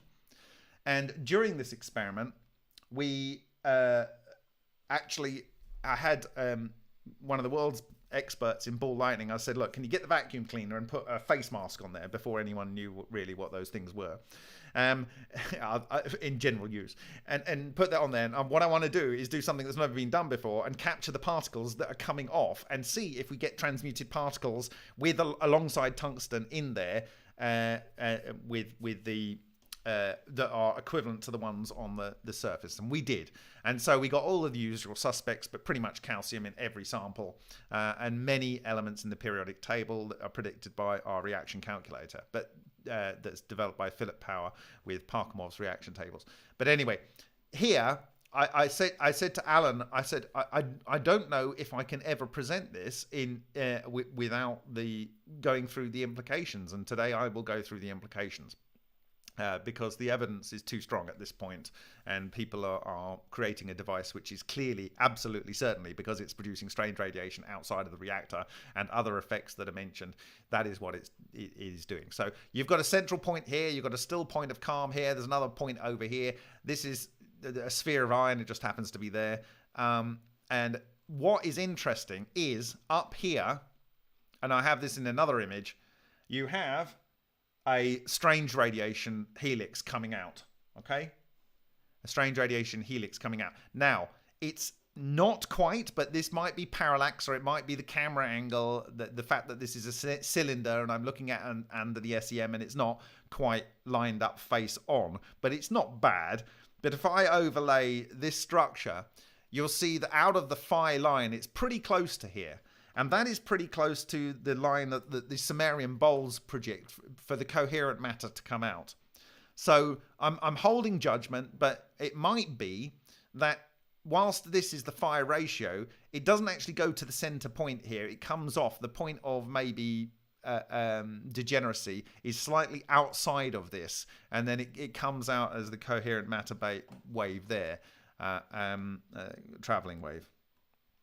Okay, so I'll turn that off. And so this, for me, here is probably the most worrying image I've seen in my research. And that was, as I said, 8 minutes past 3. And I'd already done a gargantuan amount of scanning at this time.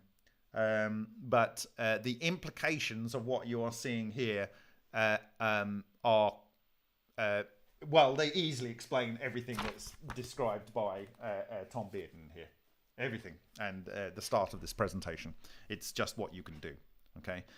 And we just have to accept that. Okay. All right. So now I'm going to start putting in some other construction lines. Because this and the other one, and I think they tell us a big story. So I think maybe I will... These are volumetric. So I've done surfaces. So I've done surfaces, and I've done partial volumes and volumes. And now I'm going to do two proper volumes here now. So the first one is this. And I'm going to bring in the yin-yang lines here. Okay. And so this is the Amasa gas on 10 yen coin. And again, you see this thing coming down here. What is that thing coming down there? This is one which doesn't have that particularly, but it does have these kind of lines coming out here on the point of the coherent matter coming out. Interestingly, this is on a 10 yen coin, but there's diamonds in the bottom of this pit. It likes to make carbon. I would expect there to be diamond powder or diamond deposits in the GEAT reactors. We saw diamond for the very first time in late 2012, early 2013 on the surface of the Chelani wire. It was that inspired me to suggest using industrial abrasives like nickel and diamond and boron nitride and nickel. And the first person to try that was the Lion experimentalist in 2017, and that led down this journey. So diamond, and he actually used diamond and nickel with deuterium. Okay, so so this is partially volumetric because it's able to eat into the material. This is volumetric because it's able to eat into the material. This is the breaker. This is the base of this flux on this top tier of the fractal toroidal is sucking off all of the spin nuclei, leaving the non-spin nuclei behind.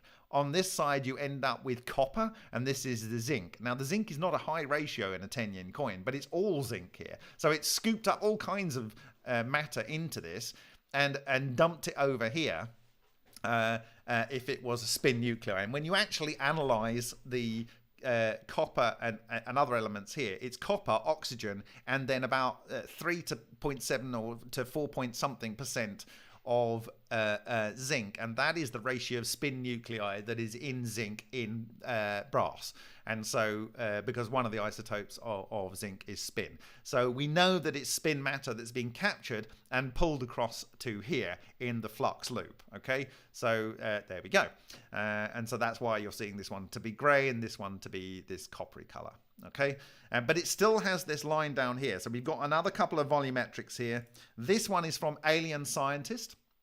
Okay, and again, you see this line coming down here. So there's this line coming down. I'm going to actually turn that on to a partial exposure. You can see the line comes down to here, and it kind of really completely breaks up here. There's a very decent amount of sort of regularization down here, and the matter is coming, it's being sucked in from here. And I've described this before. This is a depressurization zone, and this is a depressurization zone, and this is increasing pressure into the vortex, increasing pressure into the vortex. And that is why I am saying that in the core of the vortexes, you get storage of information, and it's represented in that Ionic column capital on Gare station in Paris as a seed pod of some kind, probably a kernel of maize or a kernel of could be a pine cone. What you get coming up the center, depending on the type or left or right total fractal toroidal moment, is maybe a heavier or lighter element in the flower of life. And the flower of life you would argue normally it would be the elements of life mostly. Okay, you get the heavy elements made in here, and you get the light elements made there, unless it's an overall cluster, and then it does different things. The most magnetic probably would line up in here. Okay, so here is the first time I saw something similar to this. And that was in 2017 in Suhas Ralkar's lab in Mumbai. And this is what we saw. We saw the vortex here, and this is going around like this. It's going around like this, and it's moving in this direction. Okay, because it's like an aerofoil. It's moving things quickly through there of a large volume, quickly through there. This is a depressurization zone. Now, why do I know that? This is a depressurization zone. Why do I know that? Well, because this is an ultrasonic tank that's been sonicated for a long time. There are cavitation bubbles in there that have adiabatically compressed so that you cannot see them. How you are seeing this is because I shined a bright LED light from the side. And where there is low pressure zones, the bubbles then form and they reflect the light. So around these things that are condensing matter into a core, there is a zone all the way around it of depressurizing, I don't know, let's say the structure of the physical vacuum. But in this case, we are seeing it in air with a Lord Kelvin type smoke ring done by Alien Scientist. In this case, we are seeing it in a much less compressible system called water, and we are seeing it represented. But what do we see down here? We see some means of focusing a depressurization down here, and that, in context with this image, scared the living daylights out of me. It scared the living daylights out of me. This is categorical proof that a hydrodynamic system can have a projection somehow that depressurizes a space in a focal zone. Okay, and in this case, this is depressurizing it down here as well, but in this case, it ends up having a spherical local zone that is so depressurized. And I described this to Alan back in 2019. I said, I believe that the atoms are literally being ripped apart. They are literally being ripped apart. The flux of the vacuum pressure on there it's just completely depressurized. And the matter is falling apart. And it's becoming hydrogen, probably most likely. And it's becoming carbon. Okay, so that's why you get this carbon film, and it's in this ring. Okay.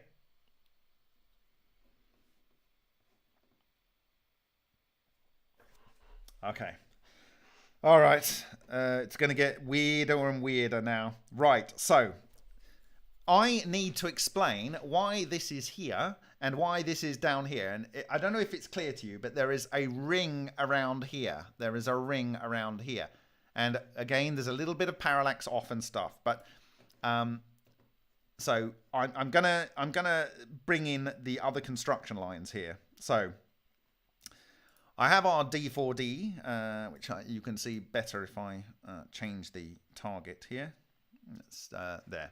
So we got our D4 and we got our Christ zone in the center here. Okay, and I literally mean that. This is the still calm place where there's no movement at all. no movement at all. This is your perfect, you know, centering of your consciousness. This is literally the how should we put this? You've meditated to the max.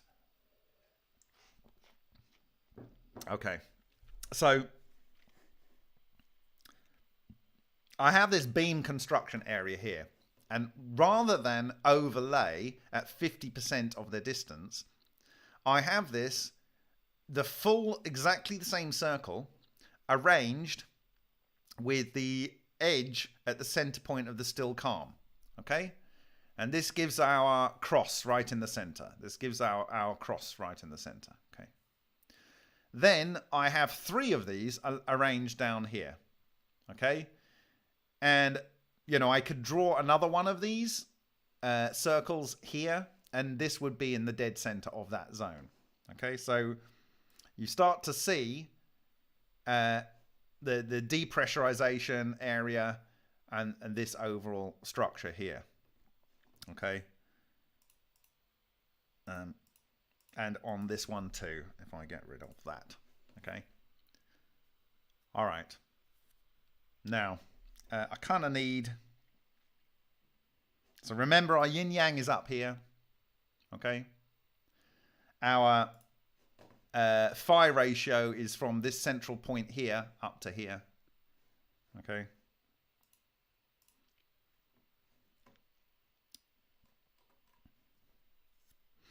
and this is our fractal toroid in there, in that position.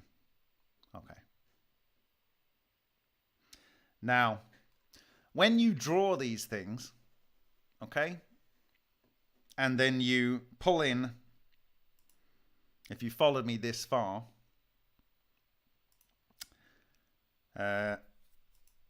if you pull in your Coptic arc,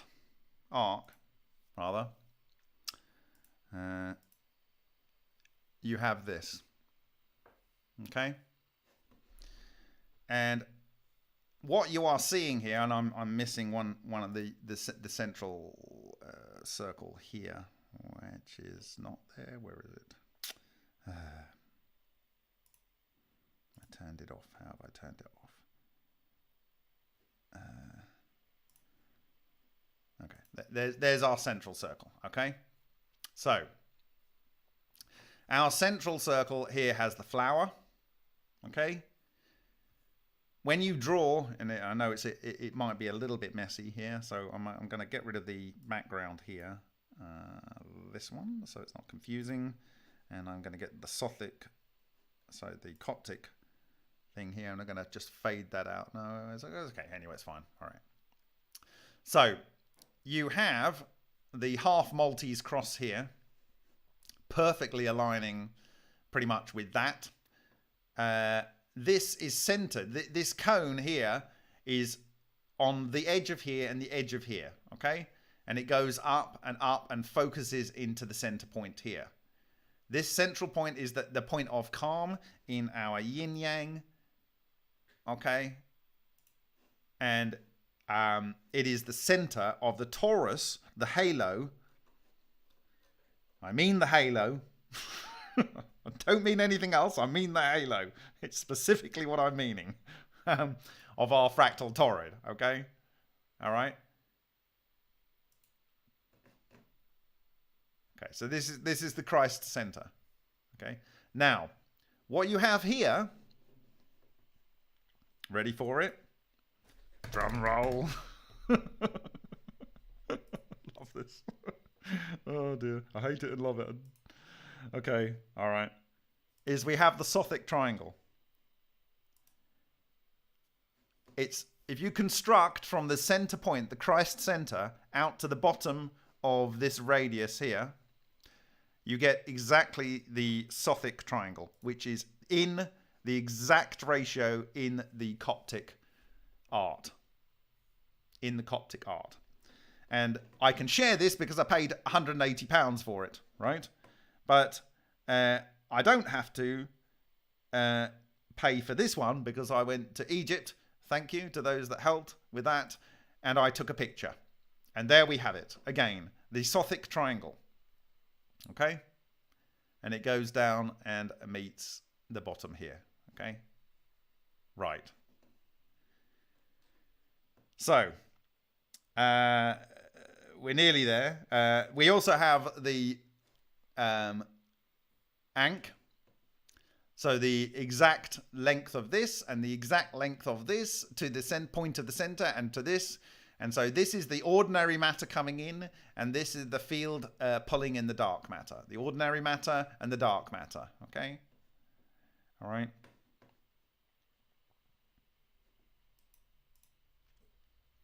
That's the Sothic triangle. Now, the Coptic Christians, you know, whatever religion that the Egyptians had, they led to the Coptic Christian faith. And so it's unsurprising that they would want to have kept this here. Now, note the level of precision in this artwork. The center point here going through the center on this side, I mean, given the fact that this is not aligned correctly, it's kind of like that's in alignment with the center of that. This is in the center of here. You know, this curve matches the curve here for this kind of Maltese cross structure. This curve here matches this curve. You know, all of the construction curves, it is what it is. But, you know, Jesus said, you know, or rather the Bible says that we are made in the image of God. And God is not a person. It's a force. It's a will. It's an intention. It's an ontological creation process. Okay? It is everything. It is absolutely everything. And therefore, if we are going to find God in us, as I've said before, with certain structures that this technology creates, it's the shape of the nose, it's the shape of the eyes, it's the shape of the ears, it's the shape of many things on our body. But what we are seeing here, that in my view, is what is creating this, is what is creating this. It's this Sothic ratio angles here are what is creating this. Is what is creating these forces at play. Is what is causing this to occur in this way within this circular zone. If I turn all of that off up there, there's a circular zone here, and on one side it has this carbon material here, and on the other side it has a bit of damage up here. Now note, when I put the construction lines back on, this curve here matches the curve of this structure here. This mystery curve structure, which I said had to have been deliberate. It had to have been deliberate. It can't be chance that this is here. It cannot be chance. And sure enough, we see that when you put those lines on, it lines up precisely. Okay? It's not chance. None of this is chance. And I'll show you how much it's not chance. It's not chance because there's a face.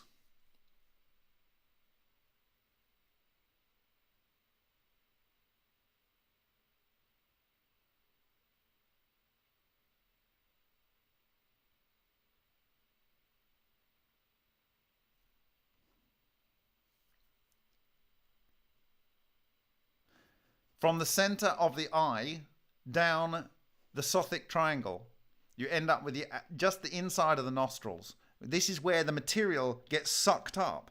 Look, it's where the material gets sucked up. And in this Vesica Pisces, the fish of Christ, it's exactly there. It's exactly there where the lips are. Here's another face.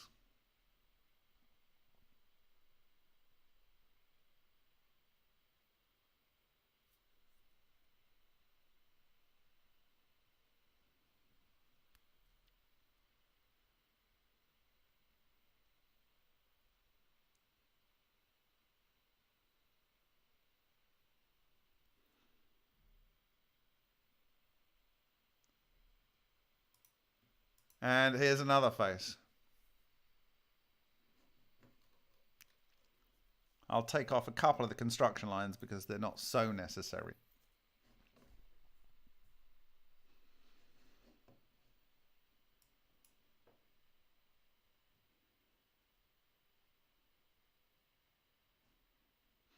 I'll take off the D4D lines. The D4D lines, basically this line here marks the inside of the tear duct, and that line marks the outside of the iris.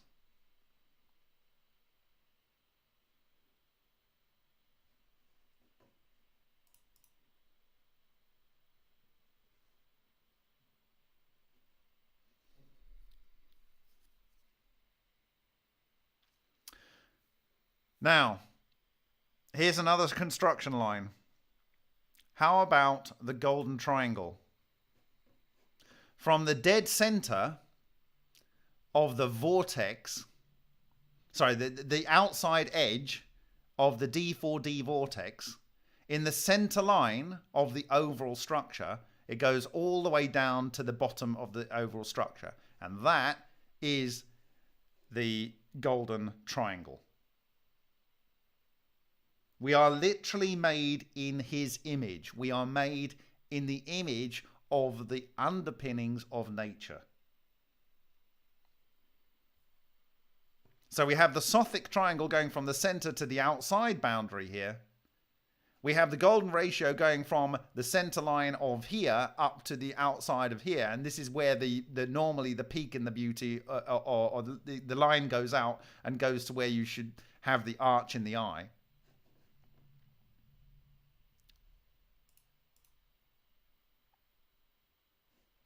And I guess if you have your mouth open, I mean, the corner of the jawline, you see where the corner of the jawline is.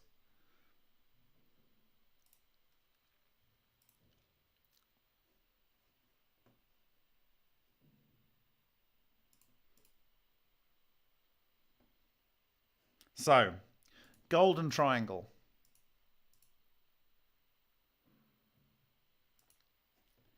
Sothic triangle. The Sothic triangle is this. It's this flow up in this volumetric sense. It's this flow up in the volumetric sense. Okay?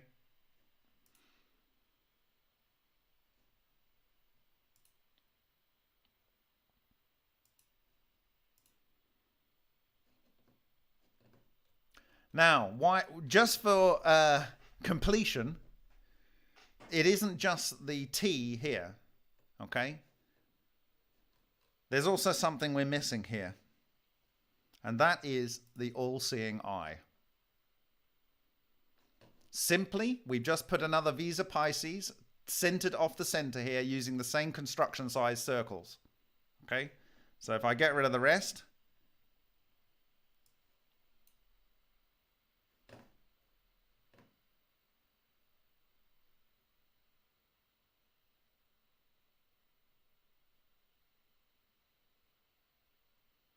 not an owl, Cosmic Dave. No, not an owl.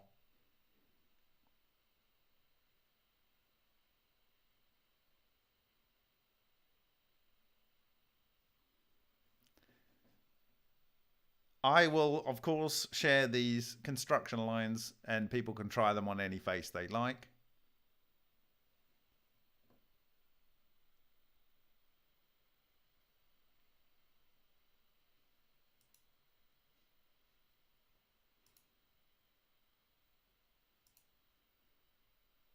So basically, I'm just missing the center line there. I can put that in. Get rid of. That's the center line I want. I'm just going to get rid of the extra construction lines there. So we just have the... Okay. And... So it's the same circle repeated over and over.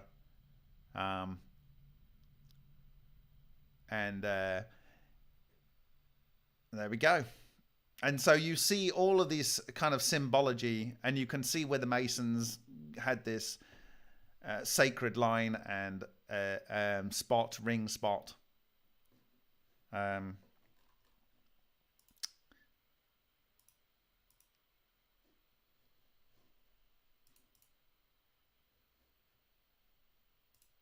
Sothic triangle is coming. There we go.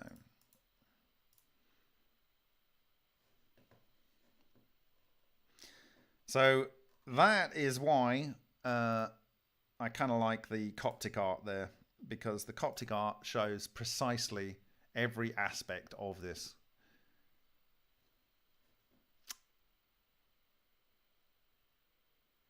Interestingly, it does look like something might have been deleted from here, but it might have just been the chisel marks.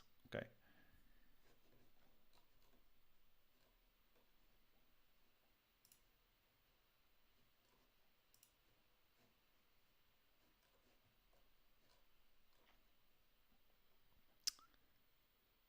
So we take out put those in, and we got the triangle, and then we'll bring in the Sothic triangle here. Okay, so if I take out this, and that's that, and I take out those, and I can just take that off. So that there. Now notice that in the Sothic triangle it has this little section taken out of here. Okay, what does that remind us of? Is it this bit here where the depressurization zone occurs?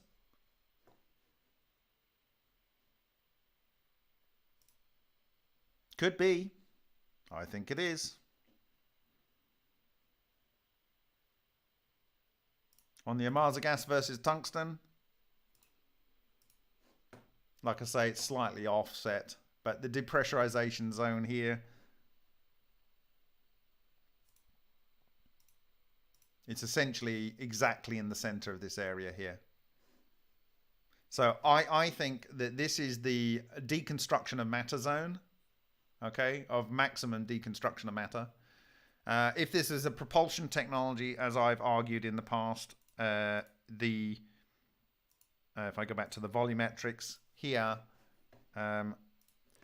you are having, it's easier to see on this, you have depressurization of the vacuum here, and so the faster this goes, the faster it can go, because it sucks in and it feeds off the matter as it's traveling, and it produces a beam behind. Now I won't go to the paper from 2021, which was funded by basically every major science government in the world, and done on a supercomputer in China, where they did a torus in plasma and found that there was a beam, and they did ISO magnetic lines, and on the outside of the fractal toro, which they just showed as an ISO magnetic field, they showed 1.36 thousand Teslas, and they also showed that there was a beam coming down the center. And I have that graphic. I have that graphic combined with the image from Lion, which I originally got excited about because I saw Ionic column, but I can't find it right now, and I'll have to do that in another presentation. I'll produce some smaller presentations. But why did this concern me so much? I've said because it is depressurizing here in this beam, and what happened was, this is something that one Podkletnov had said. So if I can find mourning.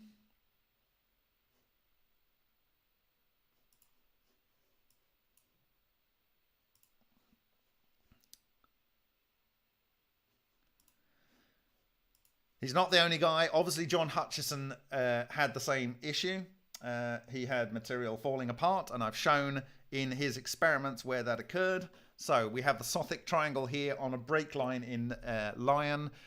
We have the vortex structures in Vega and Echo. This is in a Hutchison sample with the soft Sothic structure in the aluminium, because it is paramagnetic and so on. And in the iron, you got the Sothic triangle on the break line with the pseudomonopoles that tore this metal apart in a cold sense.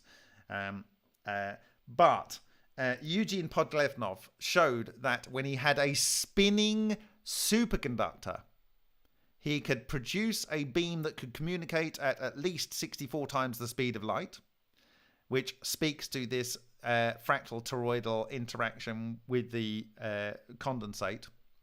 He also said that under the device there was a zone where there was a disruption and intermingling of dissimilar materials, exactly like John Hutchison observed. Intermingling of dissimilar materials. Okay, so this is not surprising. Now, if we go back to our structure here, we have two types, and we have the beginning in the form of alpha. Alpha, and then we have the end in the form of omega. Okay, now if you take alpha, you can slot that under omega, and you get the overall heart shape.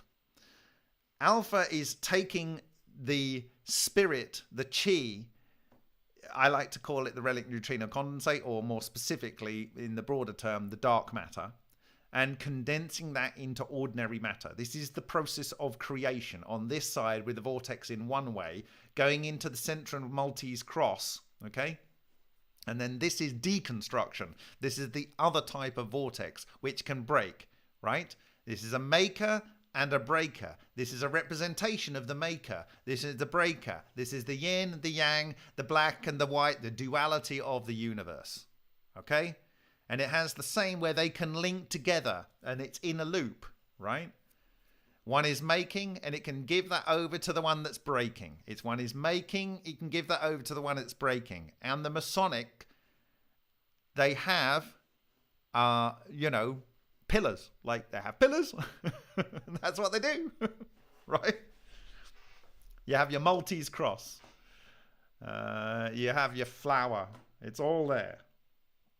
Now, on the breaker side, maker and breaker can both be dangerous. And this is where I have to show, I've shown you what it does in hydrodynamics. I've shown you what it does when a Mars gas is on a piece of tungsten. I've shown you that it is ripping matter apart. What is happening in, if we go back to it, in this, not that one. Give me a sec.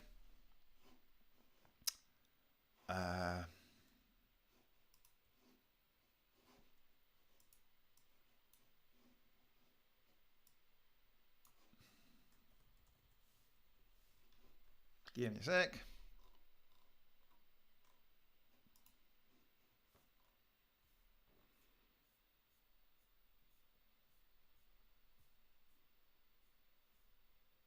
Okay.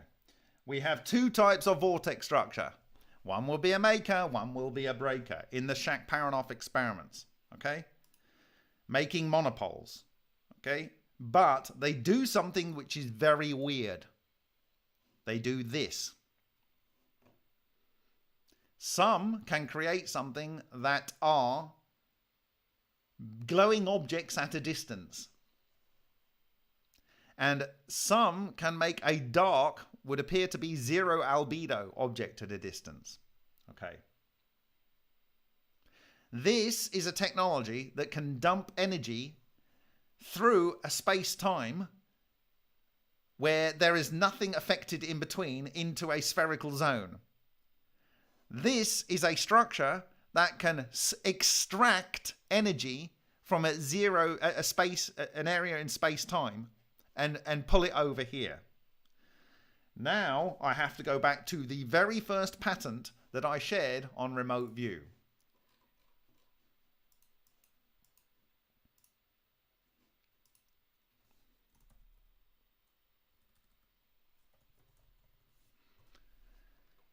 What am I referring to? I'm referring to the patent by Lockheed Martin, Systems and Methods for Creating Coherent Matter Waves. Okay? This is an electron condensate. Okay? What Shakhparyanov is saying here is that this is a superconducting structure of electrons. We know that that's what the EVOs are. We know that Podkletnov, creating his disruption beam, was creating superconducting electrons and then spinning them. Okay? This is not a mystery. So, they are having shoulders, emitters here, putting it through a kind of piece of two pieces of brass like we have in Vega, creating a coherent matter wave. What can you do with a coherent matter wave? What you can do with a coherent matter wave is somewhere here. you can do this.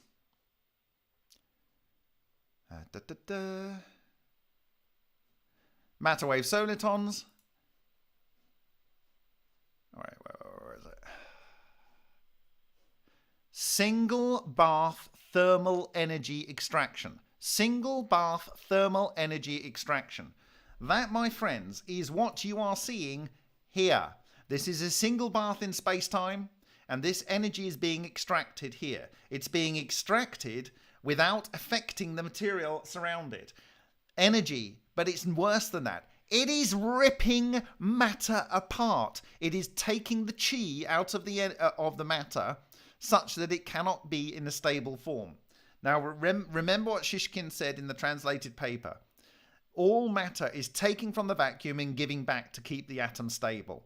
You are sucking the chi energy out of this.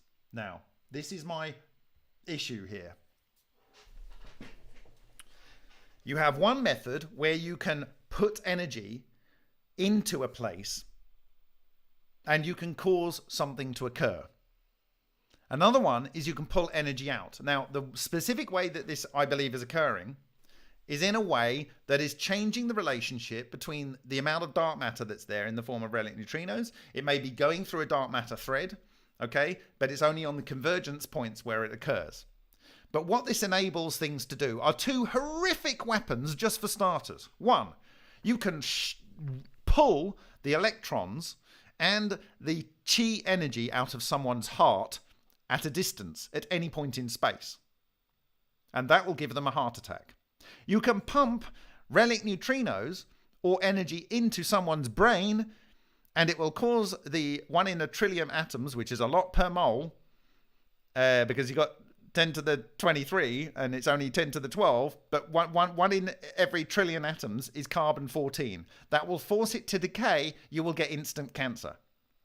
They can target people to turn off their hearts, which is something that I understand that the Masons say that they can do to people, right? And they can cause cancer in a person. But they could dump energy into a geological fault using this technology, right? Which is what is being said by Tom Bearden in 1986. Okay? I do not think that Romanian senator is wrong when they say they are not going to participate in the games. And they know that it was a warning shot where they attacked in this last time. Now, I don't know the veracity, but she knows that this technology has been around for a long time. If you want to create a weather system because you wanted to create a phantom, I don't know, global whatever nonsense climate change, you can dump energy into one point of space of time, and you can extract energy from space-time. You have a hot and a cold zone, and you create a weather system. This is the God's toolbox with a little g. They are literally psychopaths, and they want people to die en masse.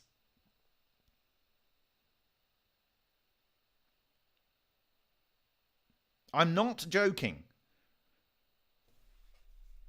Now, the specific risks, okay, with the experiment from GEAT reactors is one, I already shared a video where a previous GEAT researcher has seen exactly what we've shown from Henk Uren's experiments and from the experiments of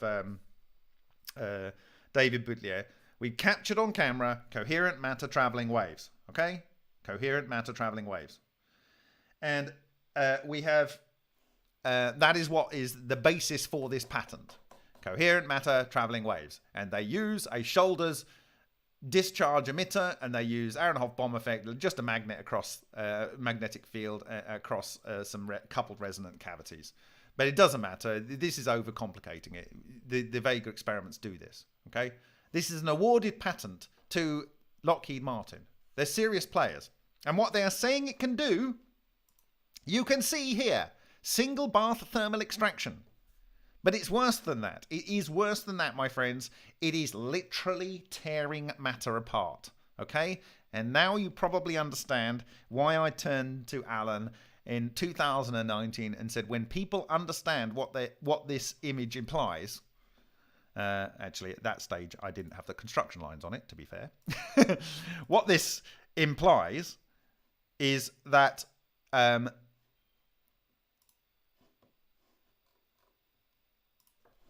matter can be ripped apart. Okay? And this is Omega. It is the yin yang. One of these structures has both. It is the maker and the breaker. But depending on which level of fractal it is, whether it's a north or a south, as you might call it, but it's not really a north and the south. It's a type of toroidal beam and another type of toroidal moment beam. Because they always go round this way, let's say, but one might be spinning this way and one might be spinning that way. So it's right-handed or left-handed. Okay, one is the breaker, one is the maker. I cannot overstate. This is a reality. It's been a reality since probably 1950s in the modern era. Some might call it the Holy Grail. Was this what the Roman Catholic Church was looking for in the Middle East? I'm almost certain it was. Was this what a certain German dictator was looking for? And the reason why he had two symbols, the Maltese cross and the swastika on the flag, I'm pretty certain in saying that was the case. This is the great power that Jesus spoke of. He went to the areas of the world and spent 18 years in the desert and showed at least a good selection of the party tricks that should reasonably be logically possible from this technology.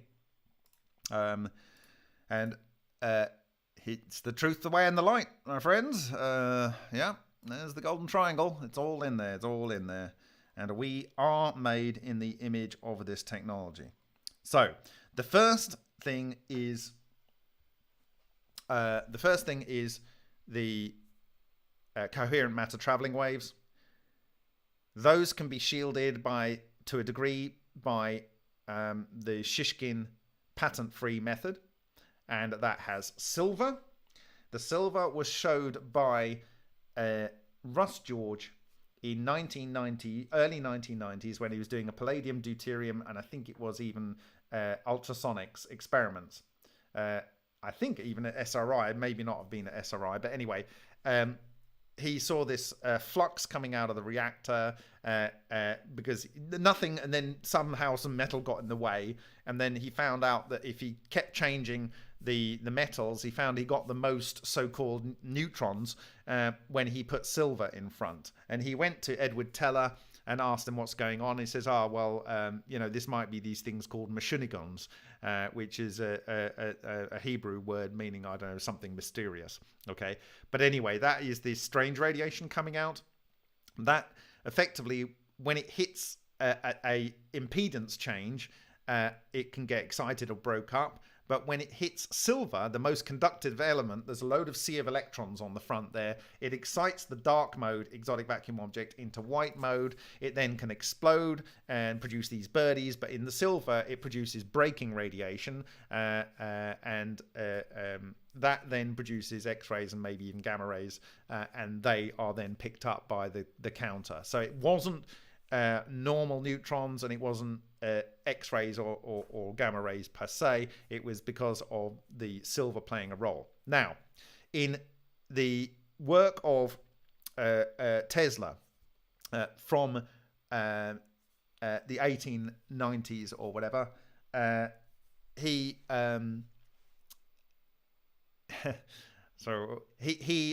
looked at this thing called dark light, which he went in another room and he would use phosphor, whenever it was in the early 10s or something, a phosphor screen, and he would be able to project images of his bones or whatever onto the phosphor. The phosphor at the time would have been zinc sulfide, and the dark light would have been these exotic vacuum objects or etheric matter streams, and they were partially absorbed by his body and then able to interact and leave images on the screen.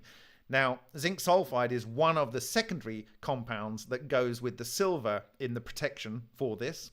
And so you excite the Evo by having the silver powder, and then it goes into the zinc sulfide or strontium aluminate.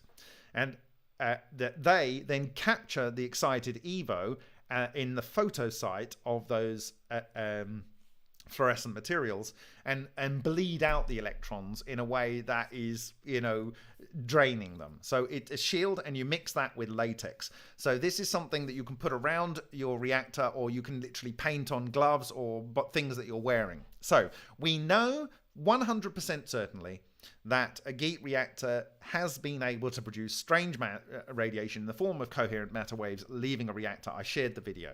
Okay. Now, I spoke to an experienced Geet builder who worked with Paul Pantone. He says he knows how to kind of stop those kind of weird things going on. He didn't know how to assess the radiation output, so I don't know whether it stopped, but certainly some of the things that are most obvious, he found out how to stop. The more concerning thing is this extracting energy or dumping energy into a distant point, which is represented here, dumping energy into a distant point, and here extracting energy out of a distant point. But this second one offers an unbelievable opportunity. And I said I would get to this. I'd partially done it, but let's do this now. Okay. So here's our Shakparanov triangle, estimated from his work, very, very close to the Sothic triangle, most likely to be the Sothic triangle. Okay. Now, if we assume it's the Sothic triangle, we have had not a transmission option for energy. We have had an option for, how should we put this? For energy generation or condensing and converting into other forms. So, for instance, taking thermal phonons or IR, basically the same kind of thing, and converting those into either higher frequency light or even to matter. And how would we do that? I don't know. Maybe we could look at the 1914 patent of Nikola Tesla. And what you have at the top is a D4D ratio.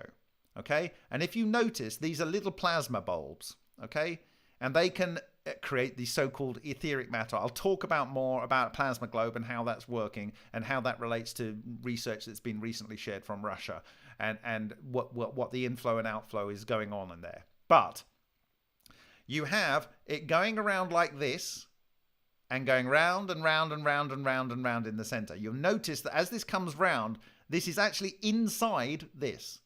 It's inside here. So the vortex is coming around here, right? So if the vortex is coming around in this direction, okay, normally this would fly off into the sky, but it's held down, okay? And this would project a dark matter field, sucking dark matter in from above, and it would ordinarily suck, sorry, let me get that right. It's sucking energy out of somewhere, but let's just throw on something here. This is the Sothic triangle. From the center, from the baseline, if you go from the outside of the baseline of the drawing, it's exactly the angle of the Sothic triangle. Okay? But it's not like that, because we know from our construction here that the Sothic triangle starts in the Christ center. Okay? In the Christ center. At the center of the D4D torus. That's where the Sothic triangle comes down. Okay? So, if we are to position this top point here in the center of the D4D structure, you end up with it extracting energy from the Earth. Or, by the way, dumping energy in the Earth, depending on your torus. Okay? So, one or the other. But if you had... We've shown in our Vega experiments, Henk Uren's Vega experiments, that when one of these structures blows up, and it can literally suck the energy out of the ground. But this is single bar thermal extraction. Now, you might just need to have temperature in form of phonons coming in from the rock, Or you can have flowing water under here. If you had flowing water under here, this could produce unimaginable amounts of energy. By single bar thermally extracting, using the coherent matter that forms a vacuum current. And the vacuum current projects a toroidal moment. It's kind of like up and back. But we've seen that the depressurization of the vacuum and the single bar thermal extraction goes on down here. Okay?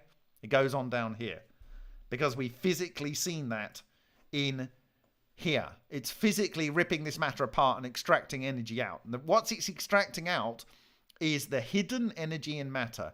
This is in the CIA declassified document where people are talking in 1992. It was published in 2017 on the CIA's website. I've referred to it on a Facebook. I think I also got it on remote view. But it's extracting the hidden energy in matter. And at the same time, it's pulling it apart. But if you didn't extract it too much, or you had the water flowing through, then because water is able to keep these this stuff bound to it, dissolved in the oxygen. So I would suggest that this is an energy generator. It's using the energy generation process, which is personified by this and exemplified by the hydrodynamic process you're seeing here, and by this gas and smoke process you are seeing here, and by this volumetric process here in the Omaza gas on 10 yen coin. Okay. It is using a process that has been known to man for thousands and thousands and thousands of years. At least since whoever taught the Egyptians how to do this showed them that the point of decomposition of matter, in the center of the projected Sothic triangle, okay,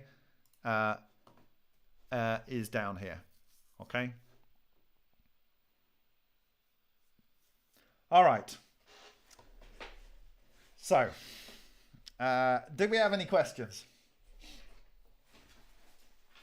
Yeah, the pyramid would probably be doing something similar to this. I think there was water flowing below the Bosnian pyramid as well. I have some slides in Ode referring to the Bosnian pyramid, which I will share at some point. Okay.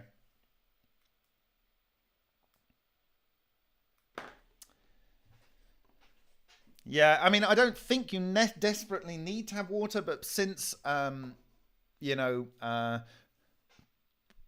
you could set up a potential either way. Either you dump energy into the ground, or you extract energy from the ground. But either way creates a potential difference. Okay, and it would drive this vortex structure. And by the way, because you have etheric matter coming out, sorry, you have the toroidal moment coming out of the top, yeah. If you had a bunch of these towers, you could focus the toroidal moment like in a phased array, and you could literally destroy matter that way. Okay, so or if you had this going around the other way, you could destroy matter that way. So these things were, I mean, actually on the Jerry Vassilatos book, it shows the beam, the death ray beam coming from the top of the tower. But either way, it doesn't really matter. This can be used producing generating energy. And note that from the top of this tower, this is so precise. The field of influence of this Sothic triangle doesn't go outside the wood. Okay? Doesn't go outside the wood. Okay? And the actual core, and it doesn't matter because, as I say, the area of extraction is below any of the structure. It's below any of the structure. So if this is the area of the extraction, it's so precise. The Sothic area of extraction would be down here, below the foundations and any of the electronics and everything. It's a thing of incredible beauty. It's a thing of incredible beauty, and the Egyptians knew it. They knew it, or someone told them how to do this, right? And this is it. You are seeing it here. Single bar thermal extraction. Right. So how does this apply to the GEAT reactor? Let me do that whilst we're here. Why not?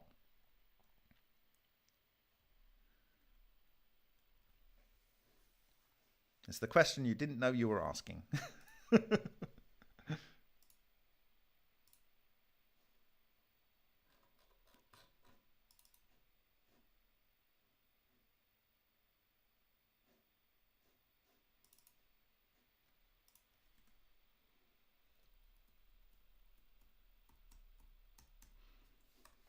So I would recommend, I'm making a clone locally, but if you want to go and get 4K downloader and download this presentation, please.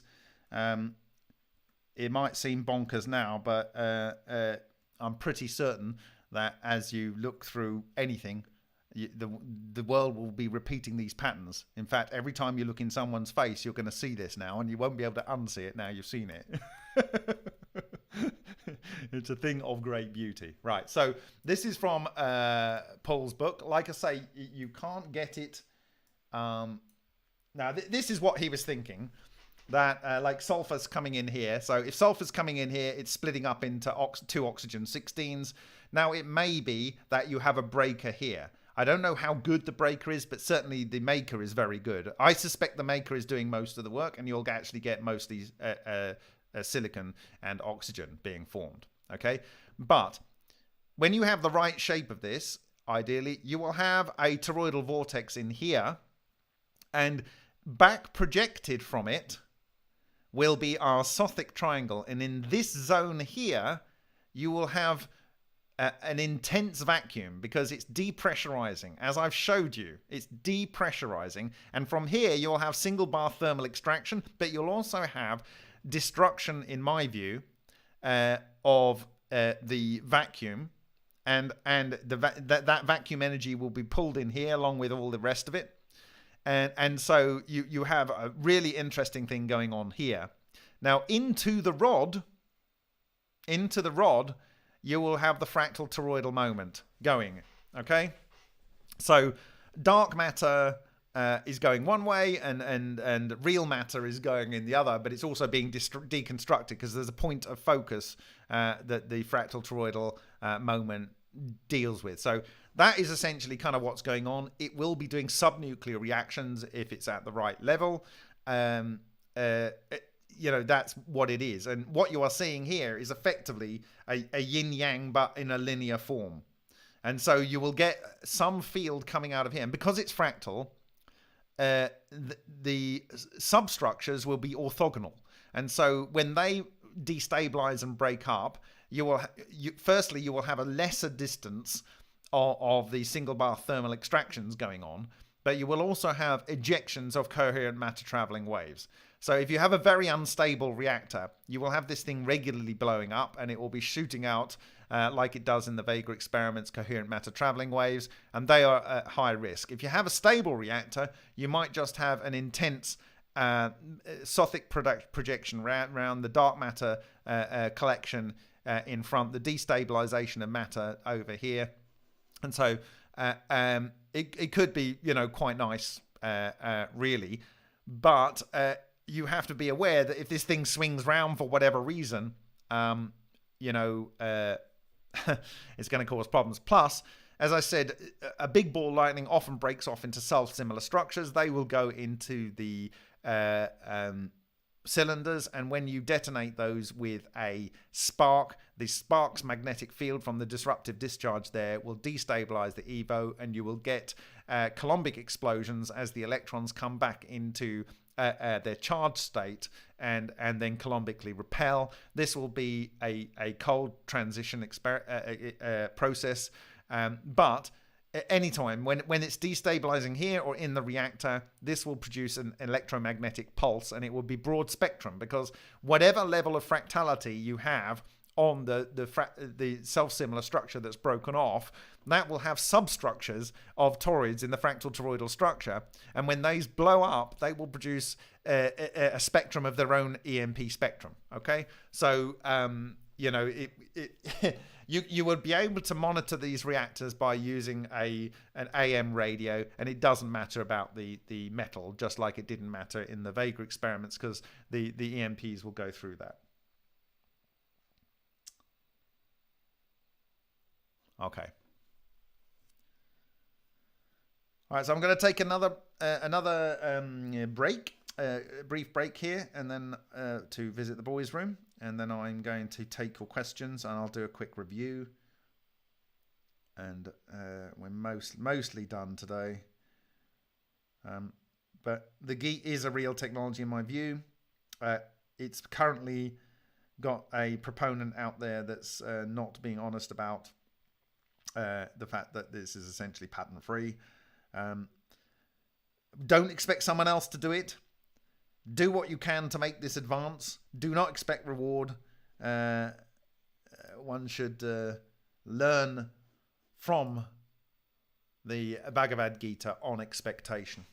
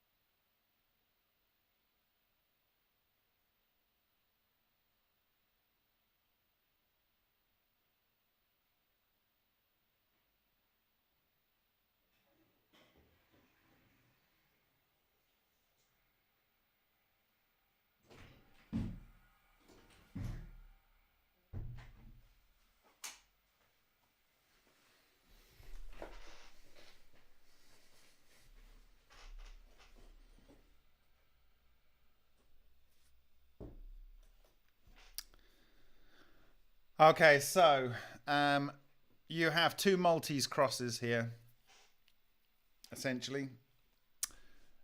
You have a flux loop here, and effectively these two Maltese crosses are the Christ centers of a D4D structure, and they are on the capital of these columns. It is not a coincidence that they are on the capital of the columns.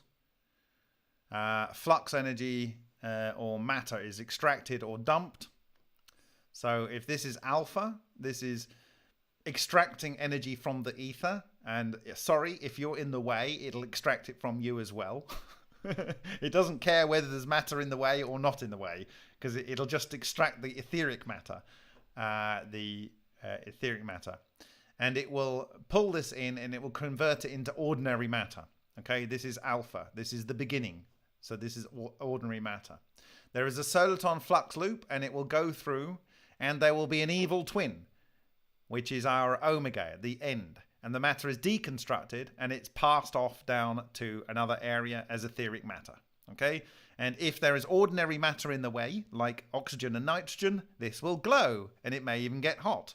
If there is ordinary matter down here, it will get, dark. And basically be deconstructed. Okay, so the maker is also a deconstructor if there's matter in the way, right? It projects it through the torus. This is the flux. This is the wormhole.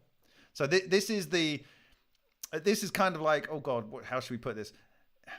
If there's matter here, it will be a point of electronuclear collapse. But this is more electro. Well, actually, this is. The one's regeneration and collapse, but it's like it's fractal, so it's both. It's always both. Within every one of us is the ability to make or destroy. Okay, it then becomes a choice. All right, and the two angels. This is you could say that the alpha is the angel of light, and the omega is the angel of death. But they're both the same. They're in each other, right? Because the angel of making matter can suck the life out of something in doing so, right? So like if you're a mother and you're trying to have a baby, you have to eat food, don't you? Things have to go in to create. You have to take to make, okay? And then you know, at the end of your life, you give that back, and you know, you're decreated, and you're put back into the resource pool from dust to dust. Okay, from ashes on the ground to ashes. Okay, it's the circle of life. So, saying that the yin is the correct one or the yang is the correct, it's the neither. They're both as good as each other. I know this is like a weird, and it might sound all a little bit Masonic, but you know, that is what it is. You know, when you look out our yin and yang here, you have the white within the black, and you have the black within the white, and it is a circle. It is a circle. And where you have to do is take no more than you need. And that is the center. That is the center. You're neither over here and you're not over here. You are centered. Okay? You don't want to be here. You don't want to be here. You want to be here. This is the perfect calm. This is in balance. This is homo symbion. This is symbiotic relationship with nature. Okay.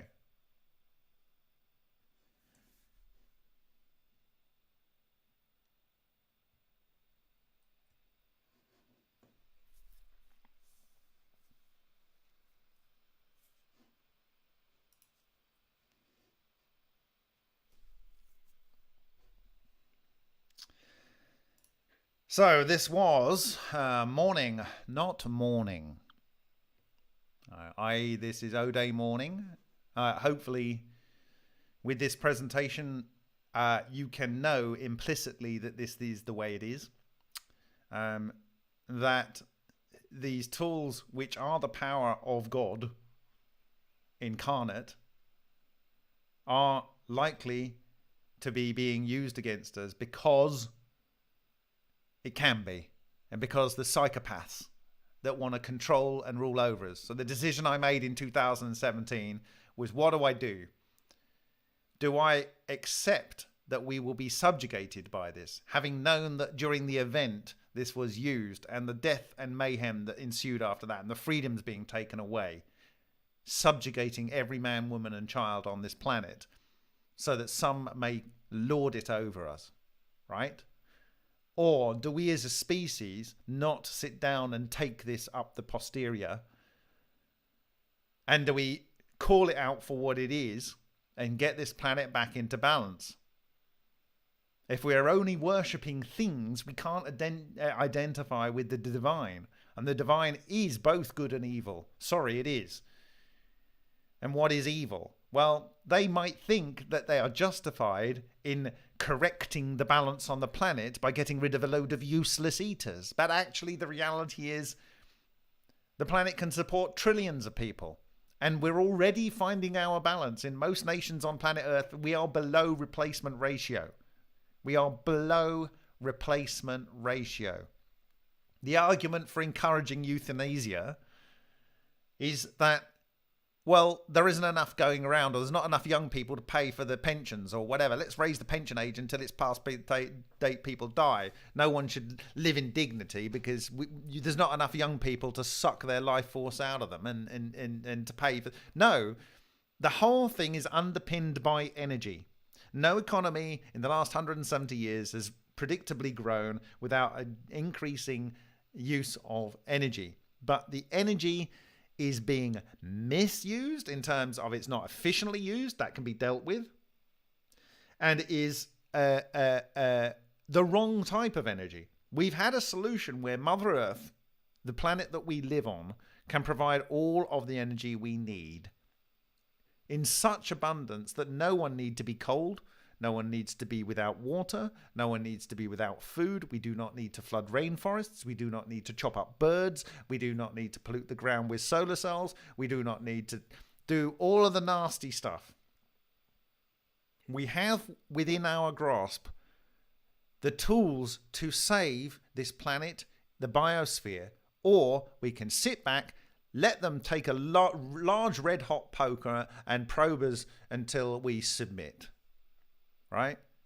Using the tools that can save everything. Now, I have one proviso, that the one proviso is this, that if you use too much toroidal moment, it may affect the geomagnetic anchoring of the crust on the mantle.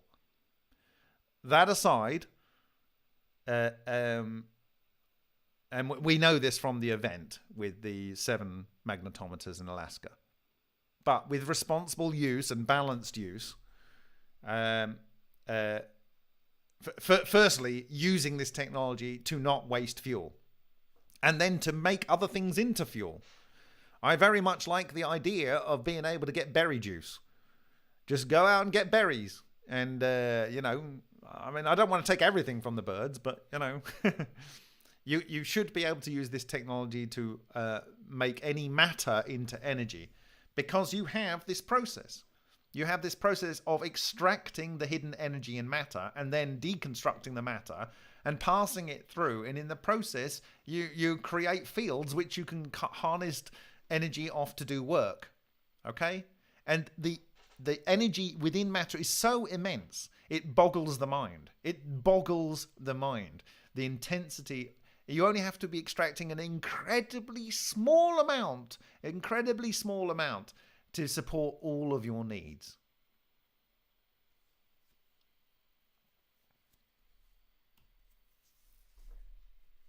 What you're seeing in this image is right there what the Lockheed Martin patent is saying. Coherent matter, which is said to be in here, and we pretty much certain it is, because we absolutely certainly have coherent matter in the Vega experiments, absolutely certainly in the Ultra experiments. So it can produce single bar thermal extraction. This should not be in any doubt in anyone's mind. And it does do this. It does do this at a distance. It does this through ordinary matter. It is doing it through ordinary matter and extracting from a distance. It is doing this through ordinary matter and producing this depressurization zone at a distance. Okay?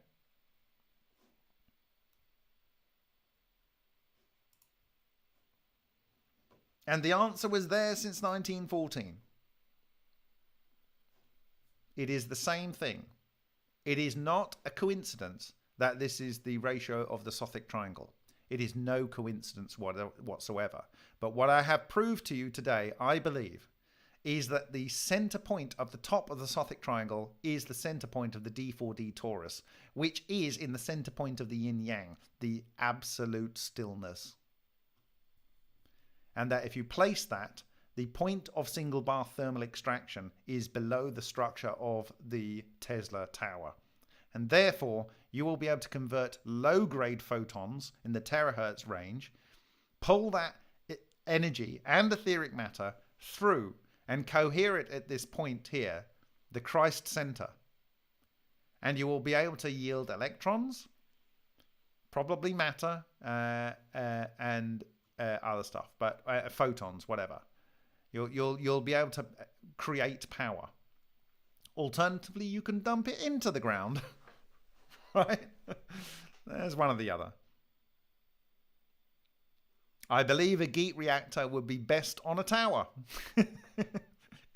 Okay? It's just my opinion. Or certainly vertically. Using this technology, by taking your toroidal structures and moving apart, or creating the electromagnetic waves to induce toroidal moments in the ground, like using the Duga arrays, you can induce earthquakes. And that, I believe, is what the Romanian senator is saying. And the reason that they want to do that is because they want to cut off the remaining major oil and gas. They prevented oil and gas from coming from Qatar through Syria. They blew up the Nord Stream pipeline, and now they're trying to completely cut off Europe from energy.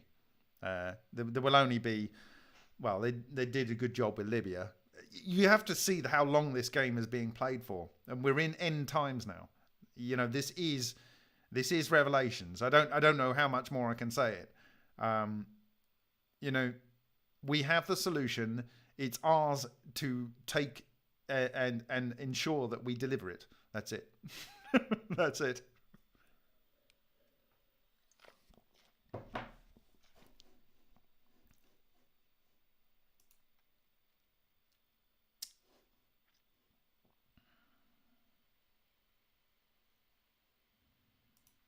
Let me see if I can get that map.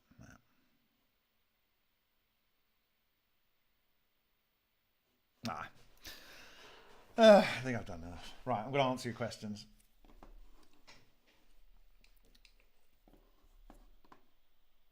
Okay, so I'm going to see if you've got any questions. If you've got some questions you asked before, I'm going to read from the bottom, so I'll come down and look from there. Okay.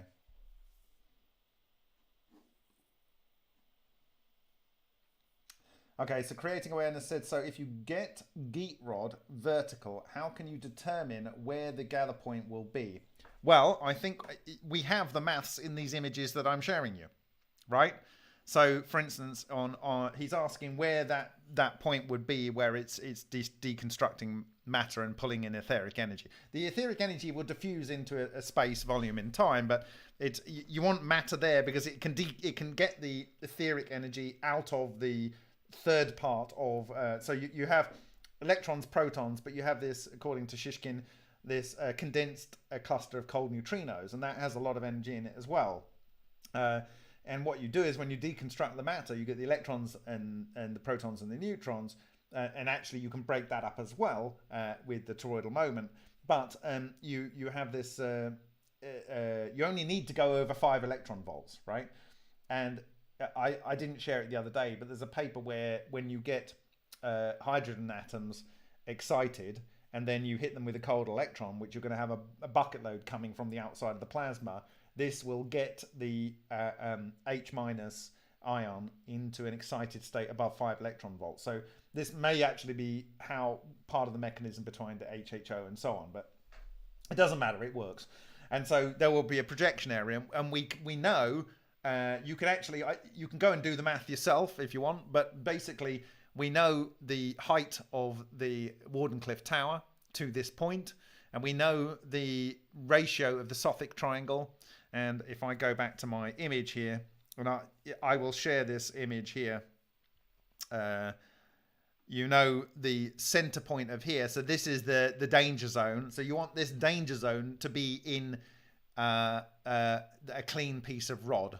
And ideally maybe in a bigger volume, and so this is where your matter will have its energy extracted from, and that kind of keeps the torus going. So you can see it here in the alien scientist image. So where is it?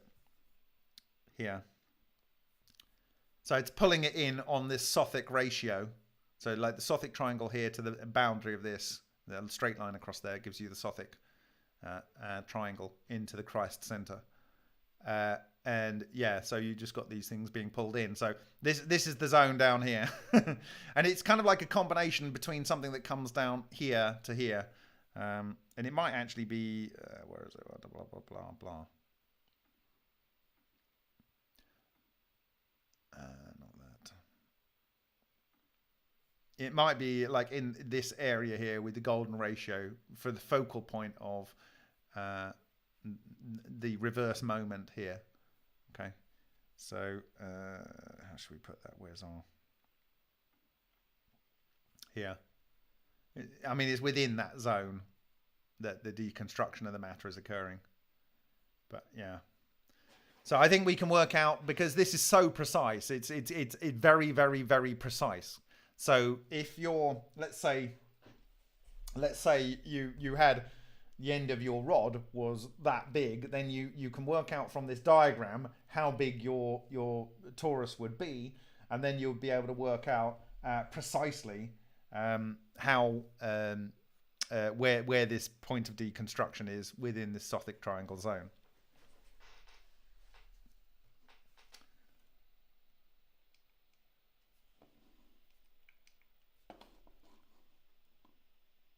Bob, you've just spoken about Mike Tyson, not how to throw a punch.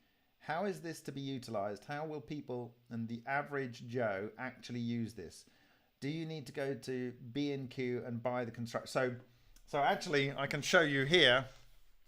Henk, in his spare time after doing a long day at work, actually sent me his first working Geet implementation. But we have another guy who's very experienced and worked with Paul Pantone. I had a long conversation with him yesterday, and he's willing, with a bit of support maybe, to come and help us go straight to the end game in terms of having something that we can then test and look for things in the SEM and using the process gas mass spectrometer. So let me just pull that up. So it's where did you send it, Hank? Here we go. So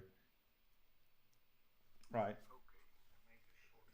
So this is his reactor, his generator, and he's modified it, and so on. So from going from zero to hero in about a week, in his spare time. So this can happen, but like I say, don't expect anyone else to do it for you. But as I said, I don't think people, you know, if it's going to cost you, you know, 1 month or 2 months or 5 months of your time to get right, and apparently according to this guy, it's harder to work on small engines than it is on bigger ones, then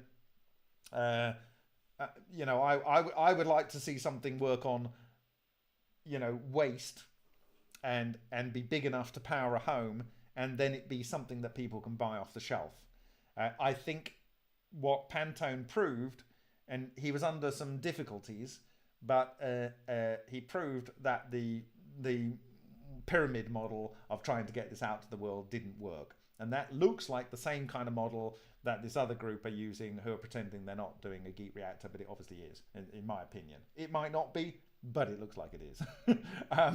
And anyway, it doesn't matter, because the Geet reactor will do what they're saying their reactor will do, and you don't have to ask their permission to do that. But if there are people out there that are making devices, you know, everyone can make an internal combustion engine. The basics are not patentable.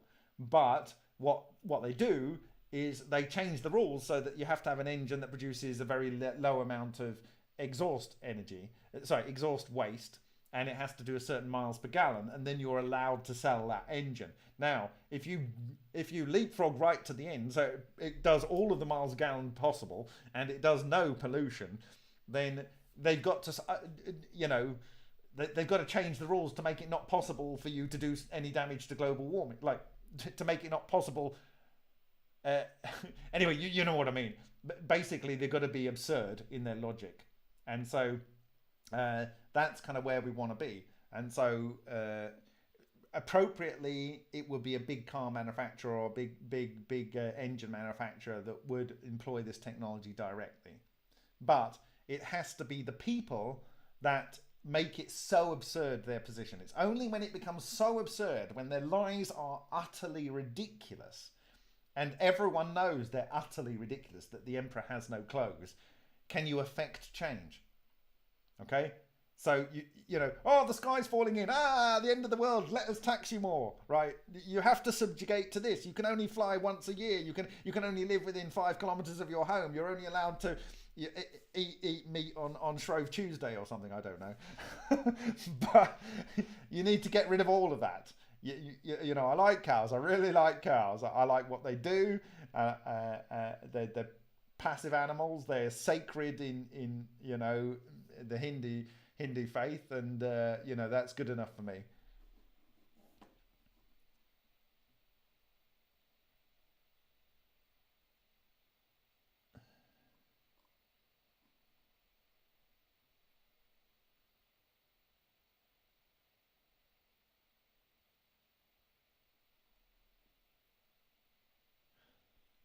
Three. I'm not saying that they were making these thousands of years ago, but they were using the principles and they understood them, right?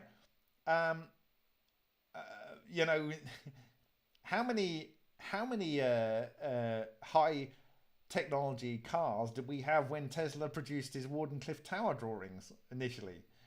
You know, and he's only playing catch up. It's clear that he referred to hidden technology. He absolutely has to have done, because he didn't guess the Sothic ratio there. He didn't guess the 4D D4D ratio. He worked that out. He either worked it out, or he bothered to look at people that had already worked it out from nature.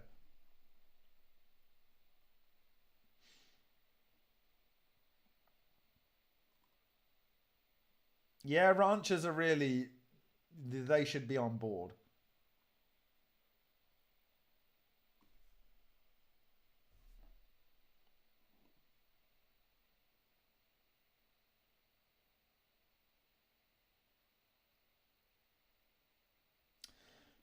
So in the event that we get cut off from each other, and maybe even just for general purposes, do you think we could do some sort of workshop training to teach us how to build an at-home geek reactor?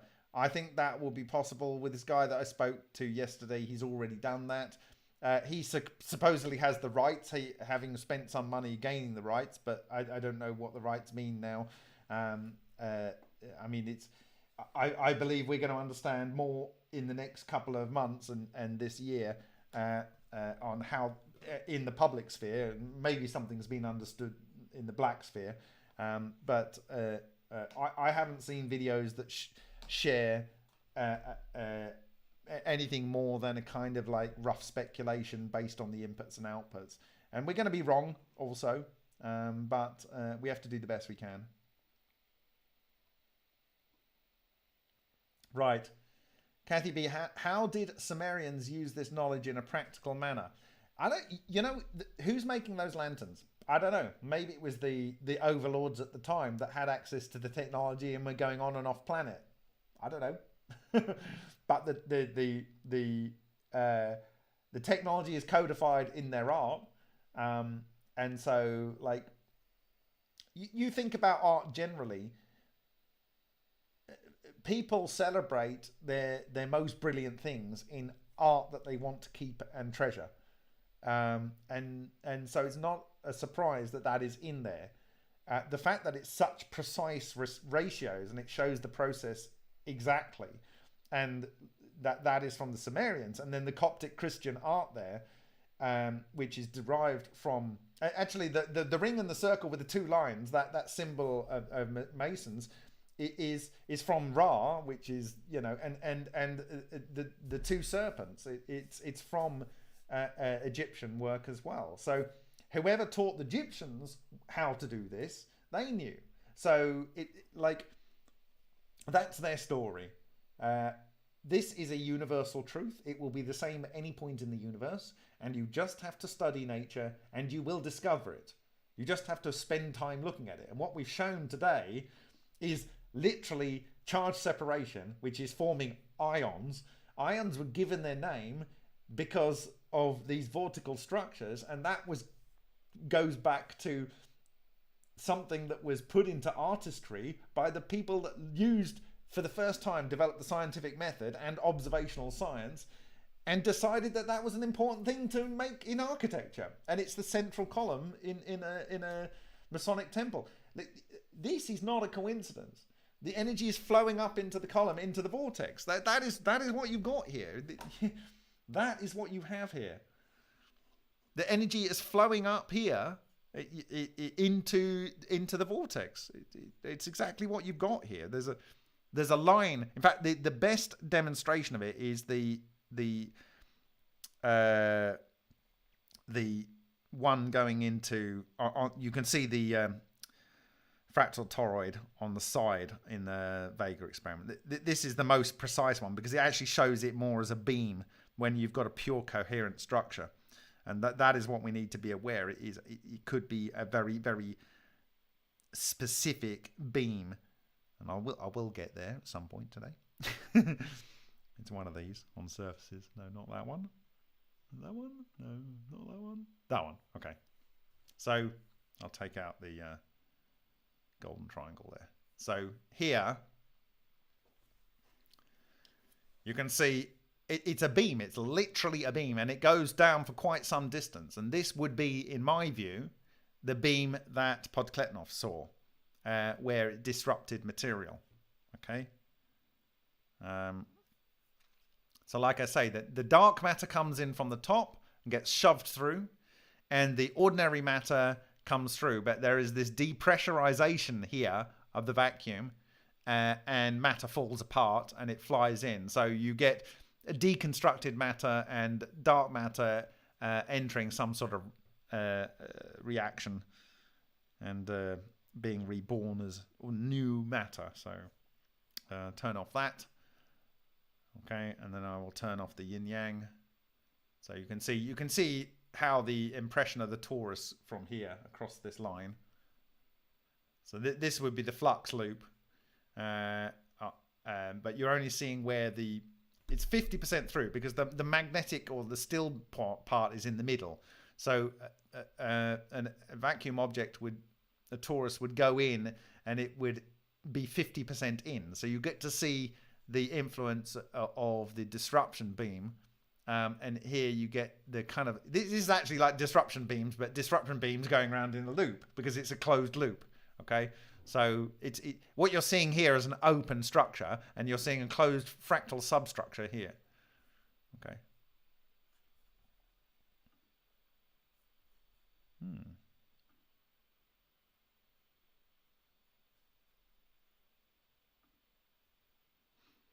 Have a bit of Deepak Chopra. There we go.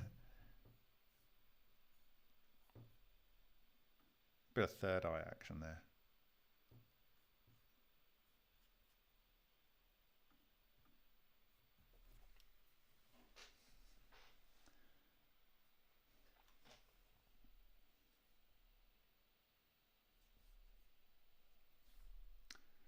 Thank you, Terran Art, for the super chat. That's very kind of you. Thank you to those others that gave me a super chat. I think there was one or two earlier. I don't know.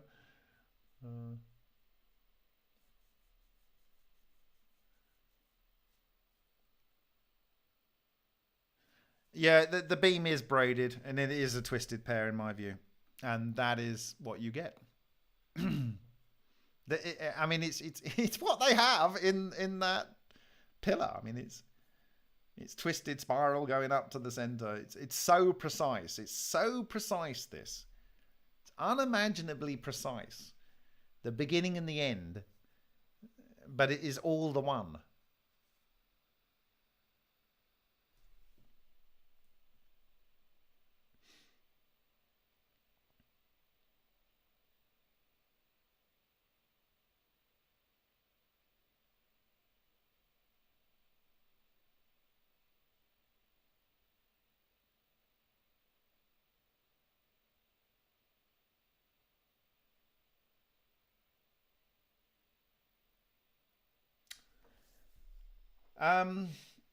Three is asking a philosophical question and relationship to Jesus. I am of the belief that Jesus knew of this technology. He was taught at, I believe, in his period of disappearance and between the age of 12 and 30.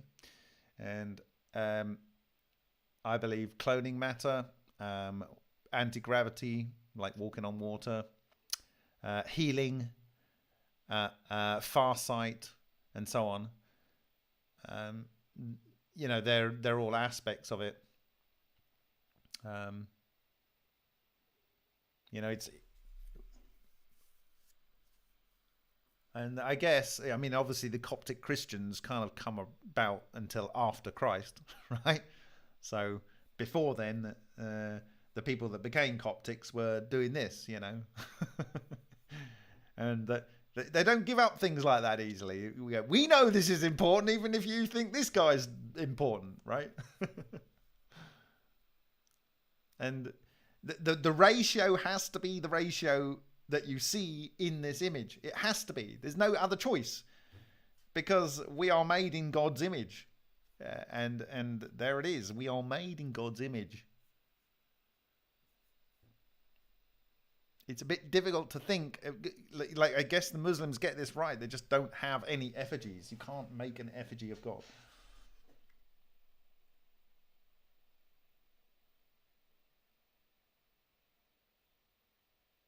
So, Gordon, good night. I think I'm nearly done now, anyway.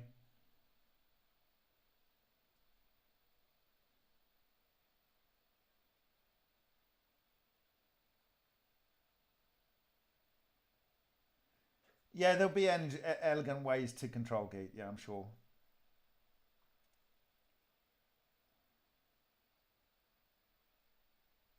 David, all glass geek coming soon. Fantastic. Be great to see it.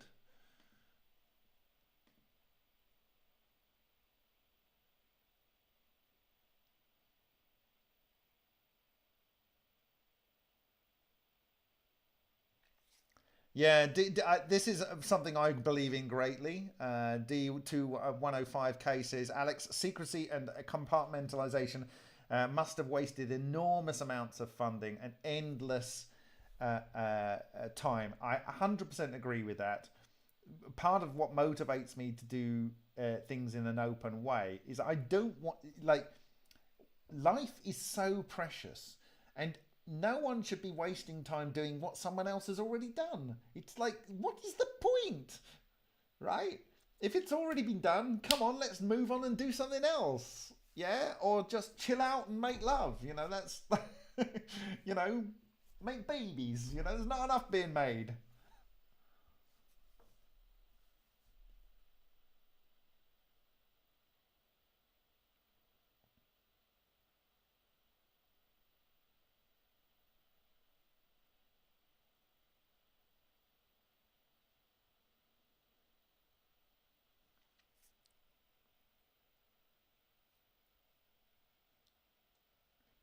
Hi, Definity. You're going to have to go back on this. This is a presentation I wanted to do for a very, very long time, and it was a case of I needed to have, in my view, what was conclusive. The moment there was two really seminal moments, I have to say.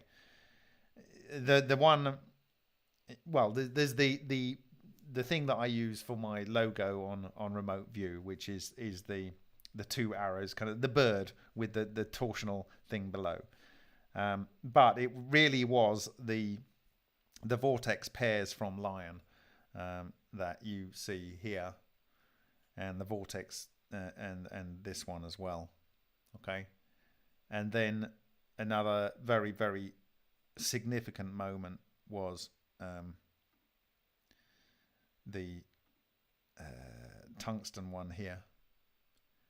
And when I saw that, having already seen this 2 years previously, so the combination of this and the depressurization down here, which I know is depressurization because the nanobubbles are coming into view because they're expanding and the light is reflecting off them, so we can witness this.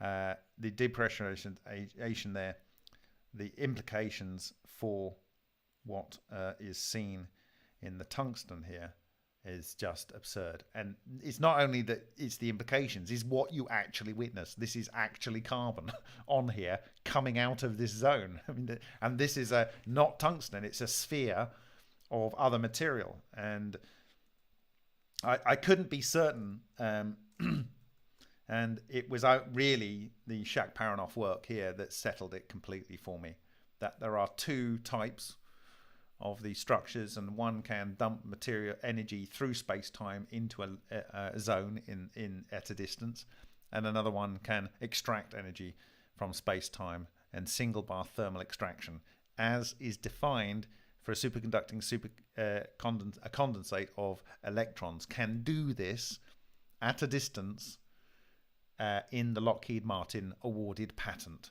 So they are saying you can do it, you can see you can do it, and we have physically shown for a number of years now that it can be done.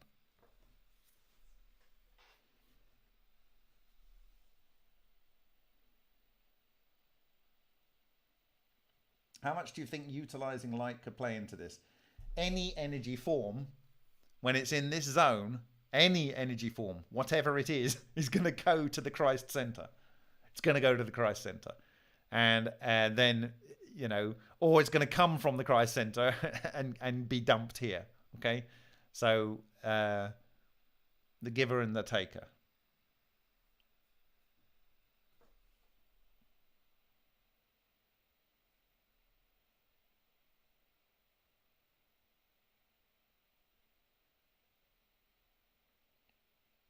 This isn't kept from you now. It's not kept. You've got it. The choice is, what do you do with it? You can make and destroy. Well, they've been, you know, as that Romanian politician said, they absolutely certainly knew that this earthquake was going to happen. Right? Just like in the days leading up to the Christchurch earthquake in New Zealand, there was a FEMA team there.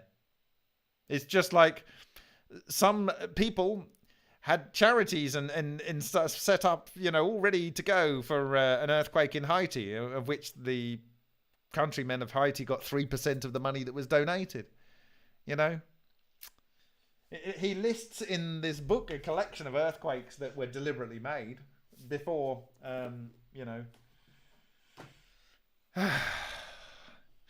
What you're seeing now is exactly how it works. Exactly how it works. And that you can do it in the lab, right?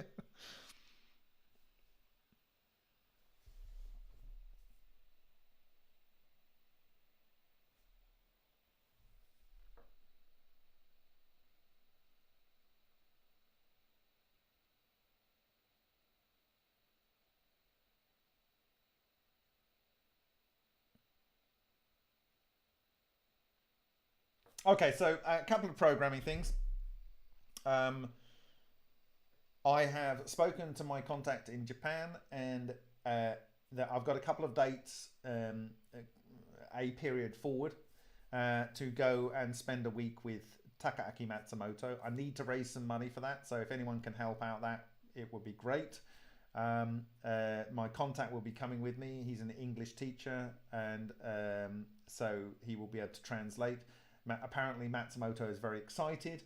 I want to talk to him about, you know, the point of electronuclear collapse, as he describes in his book, looks like this point here at the center of the Sothic triangle, and then it goes through a wormhole, which is, as I showed you, in my view, is shown by this thing here. And it can come out and be a white hole at the other end. And these are all things kind of that he represented in his work, and I want to kind of bring this all down and get his view on this. I also want to discuss some of his expertise in the nuclear side of things, and also, if I can, get any better micrographs and imagery that is in his book, so that we can make that an even better than it already is.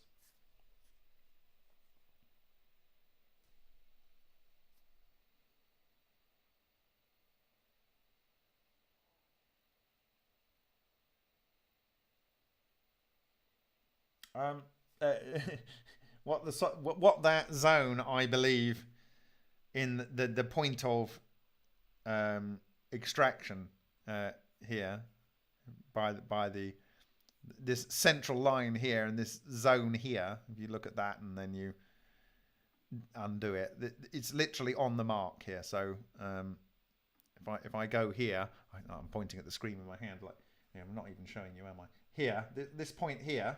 Look at that point. Look at where I've got my mouse pointed there.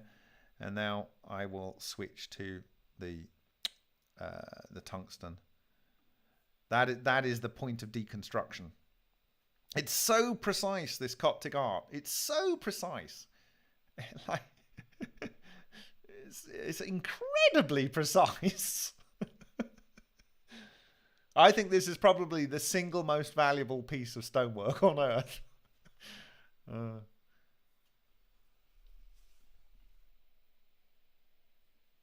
Thank you, Terran Art. Thank you. That's very kind of you.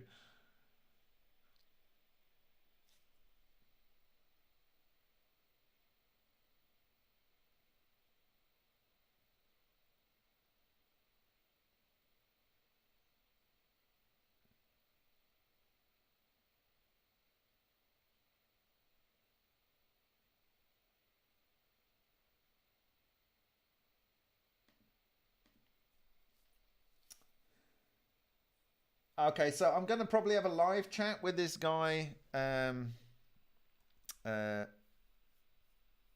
I think it's Dan. Let me just check.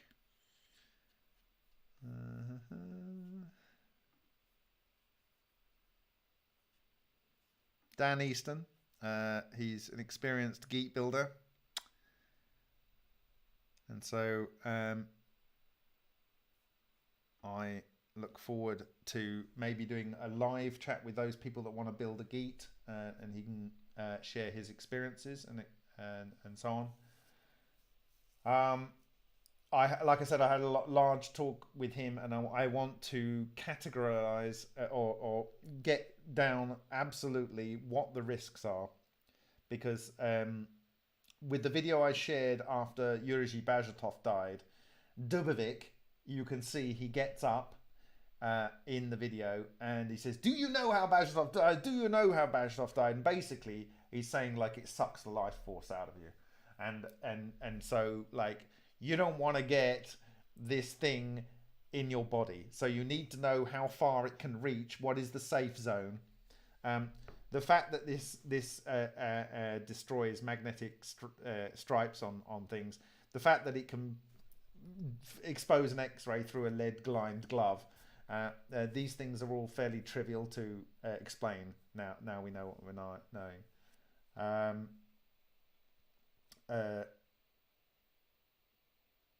Yeah. So if anyone's got any other questions, please go to remoteview.icu and ask them there. And thank you very much for your time. This was O'Day morning, not morning. So let's not have any death and mayhem more than is already being perpetrated on us.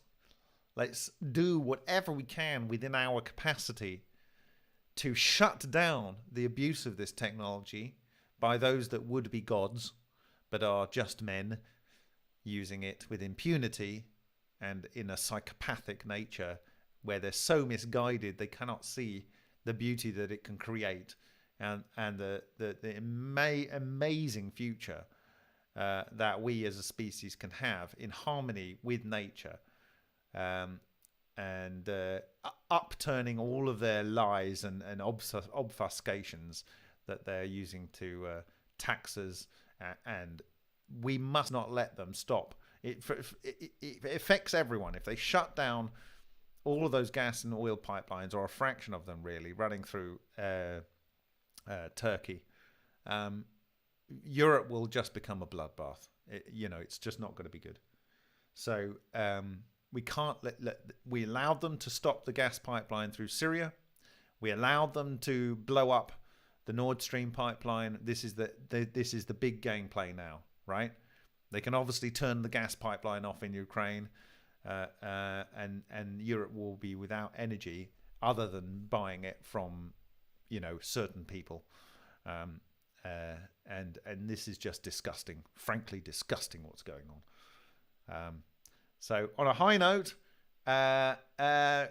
we are in the day of O-Day, in my view. It's been 2017 really, but first mentioning it 2018, 19, 20, 21, 22, 23. It's 5 years. 5 years, over 5 years now since, and I've nearly gone through all the slides. There's a bunch of extra slides to do, but really this is the money shot. This is showing you that both good is in evil and evil is in good. In every bad person there is something good, and in every good person there is something bad, and that is in the yin yang. It is there, and that is because the maker is also a breaker. That the mother also has to consume from nature, and it shares it and gives back to earth. Okay, and with that I will say buenas aires, good night, dobranoc. See you next time.